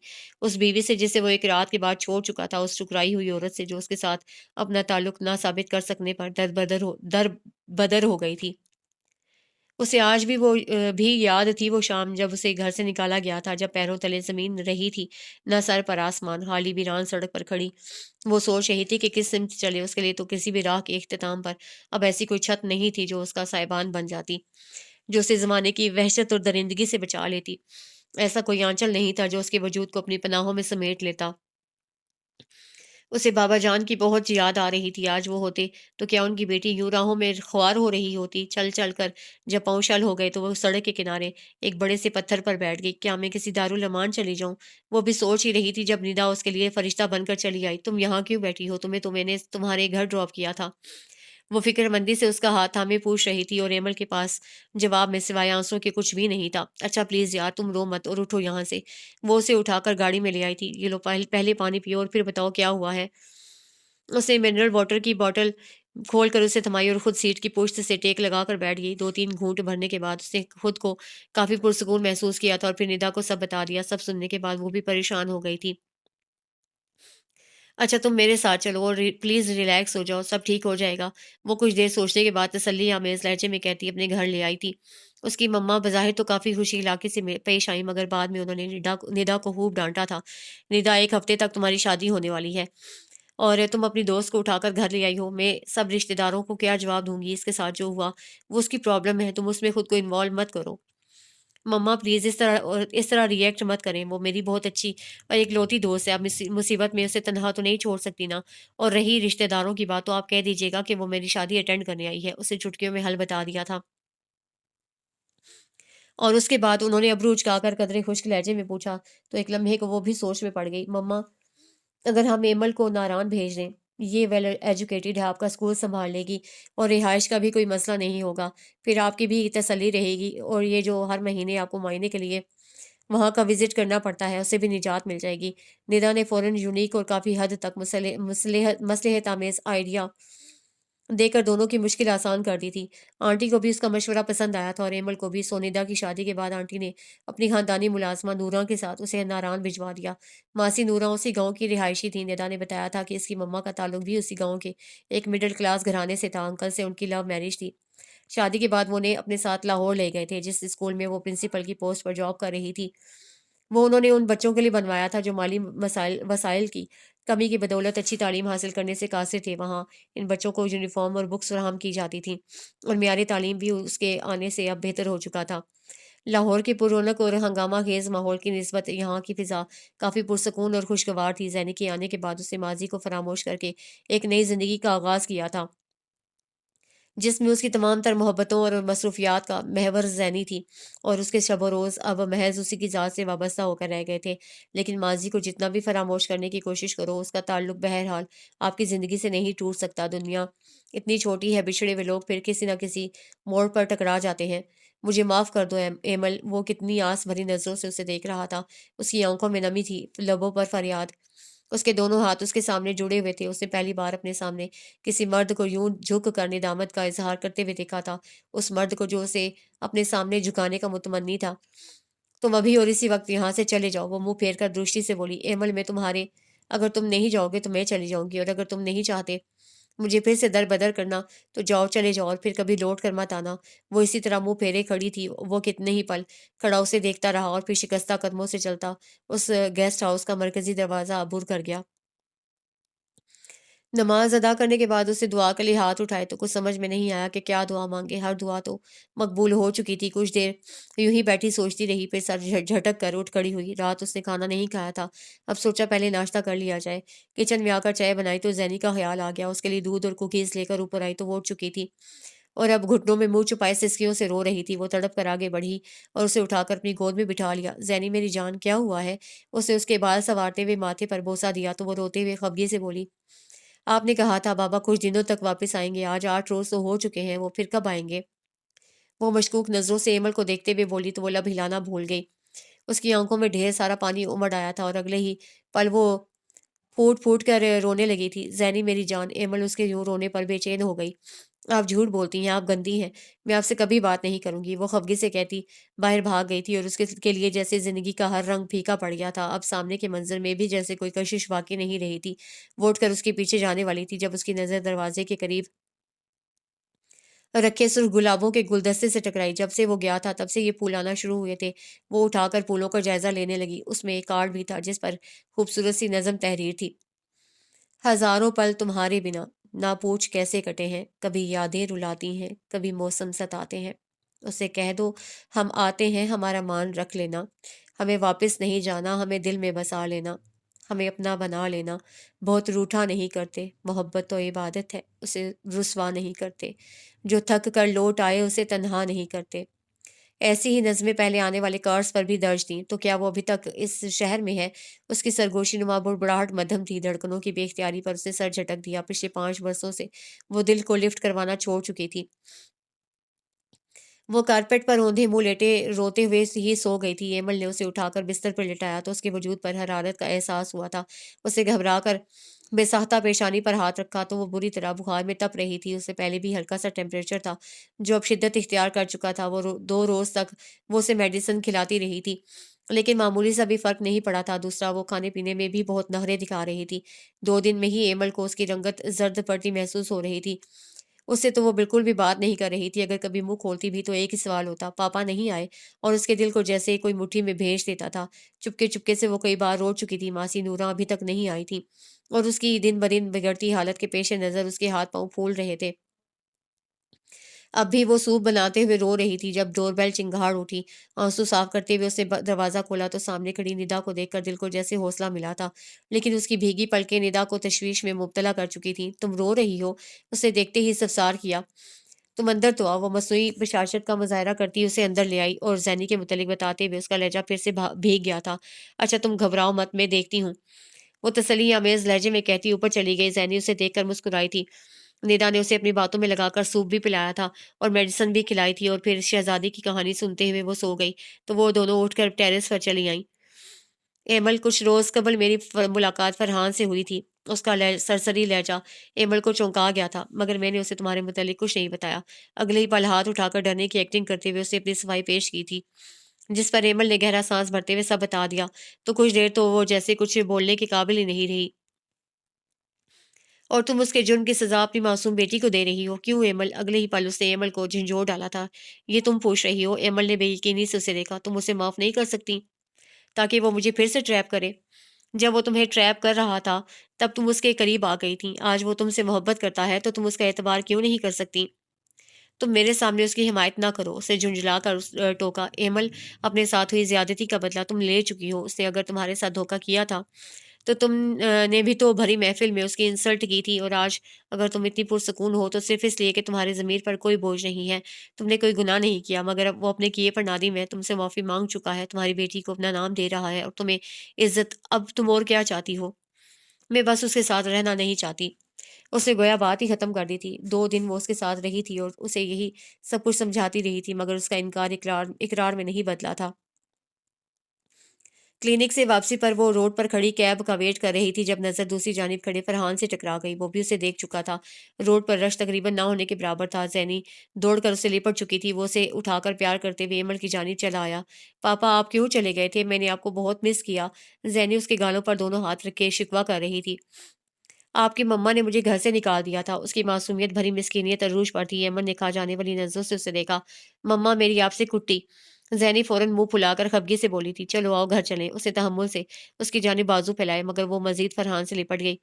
मैं पापा के साथ जाऊंगी। उसके ऐलान पर उसे लब भेजते हुए फरहान को देखा, जिसके लबों पर खिला खिला सा तबस्सुम बता रहा था कि वो उसकी हालत पर किस कदर महजूज हो रहा था। पापा भी हमारे साथ चलेंगे, वो बेजारी से बोली। रेली? फरहान ने बेयकीनी से देखा, जिस पर वो सर्द-मोरी का मुज़ाहरा करते हुए गाड़ी की सिम चली आई, मगर ज़ैनी ने यहाँ भी उसकी एक नहीं चलने दी थी। उसे पीछे बैठते देखकर फ़ौरन टोका। मम्मा तो फ्रंट सीट पर बैठती हैं। फरहान ने उसके लिए फ्रंट डोर खोल दिया था। वो खामोशी से आगे बैठ गई। ज़ैनी पहले खड़ी खूब चहक रही थी और वो उसको इतना खुश देखकर एक आखिरी फैसला करने पर मजबूर हो गई थी। गाड़ी गेस्ट हाउस के सामने रुकी तो ज़ैनी उतर कर अंदर भाग गई। एमल ने گردن گھما کر اسے دیکھا، وہ بھی اسی کی سمت متوجہ تھا۔ میں زینی کی خاطر تمہارے ساتھ رہنے پر مجبور ہوئی ہوں، میرے اس سمجھوتے کو محبت سمجھنے کی بھول کبھی مت کرنا۔ ہم دو شناسا لوگ ایک ہی گھر میں ہمیشہ اجنبی بن کر رہیں گے۔ اترنے سے قبل وہ اسے باور کروانا نہیں بھولی تھی۔ وہ کتنی ہی دیر بے یقینی سے اسے دیکھتا رہا۔ ایمل کو اس وقت اس پر بے تحاشا ترس آیا تھا، مگر وہ کسی قسم کی پیازی کی موڈ میں ہرگز نہیں تھی۔ سو اس کے تاثرات پر مزید غور فرمائے بغیر گاڑی سے اتر آئی، حالانکہ اسے یہ فیصلہ زینی کی خاطر نہیں اپنے دل کی خاطر کیا تھا، جو اس شخص کو بے انتہا چاہتا تھا اور جو اس کے لاکھ سمجھانے پر بھی اپنی چاہت سے دستبردار ہونے کو کبھی تیار نہیں ہوا تھا۔ تب بھی نہیں جب اس سے بھری محفل میں اس کی توہین کی تھی، تب بھی نہیں جب اس کی وجہ سے وہ بے امان ہو کر خالی ہاتھ اور ننگے پاؤں سڑک پر کھڑی تھی، تب بھی نہیں جب اسے 5 سال بعد اسے ایک بار پھر اپنے سامنے دیکھا تھا، تب وہ خالص اس کا ہو کر اس کی طرف اس کے پاس آیا تھا۔ وہ اس کے ساتھ رہنا چاہتی تھی، مگر اس نے اسے گھر سے نکال دیا تھا۔ اسے اس کے ساتھ رہنے کے لیے کسی جواز کی ضرورت تھی، اور آج اس نے اس پر جتا دیا تھا کہ وہ زینی کی خاطر اس کے ساتھ رہنے پر مجبور ہوئی ہے، کیونکہ اسے اپنی محبت کا اظہار زندگی میں کبھی نہیں کرنا تھا۔ وہ چاہتی تھی وہ زندگی بھر نارسائی کا عذاب سہے، جیسے اسے 5 سال اس کرب کو دن رات اپنے وجود پر جھیلا تھا۔ میں اسے اپنا اسیر کرتے کرتے خود اس کا اسیر ہو گیا ہوں، اور وہ کہتی ہے کہ اس نے میرے ساتھ کمپرومائز کیا ہے اور میں اس سمجھوتے کو محبت سمجھنے کی بھول کبھی نہ کروں۔ مگر آپ کو پتہ ہے وہ جھوٹ بولتی ہے، میں جانتا ہوں وہ مجھ سے اور صرف مجھ سے ہی محبت کرتی ہے، ورنہ اس کی نظریں کیوں جھکتی، لب کیوں لرزتے؟ اس کی محبت کا ثبوت ہے اس کے گلے میں جھولتا وہ لاکٹ جو میں نے اسے نکاح کی شام اپنے ہاتھوں سے پہنایا تھا، اس کی الماری میں ترتیب سے رکھے وہ سارے پھول جو میں روز اسے بھیجتا تھا، وہ کارڈز جن پر میں نے اپنے دل کی کہانی لکھی تھی، اور اس کے نام کے ساتھ جڑا میرا نام، اور وہ کہہ کر گئی ہے کہ ہم ہمیشہ دو شناسا اجنبیوں کی طرح رہیں گے۔ اور مجھے اس کی بات پر ابھی تک ہنسی آ رہی ہے، شناسا بھی اور اجنبی بھی۔ میں ابھی اندر جا کر اسے بتانے والا ہوں کہ دو شناسا لوگ کبھی اجنبی نہیں ہوا کرتے۔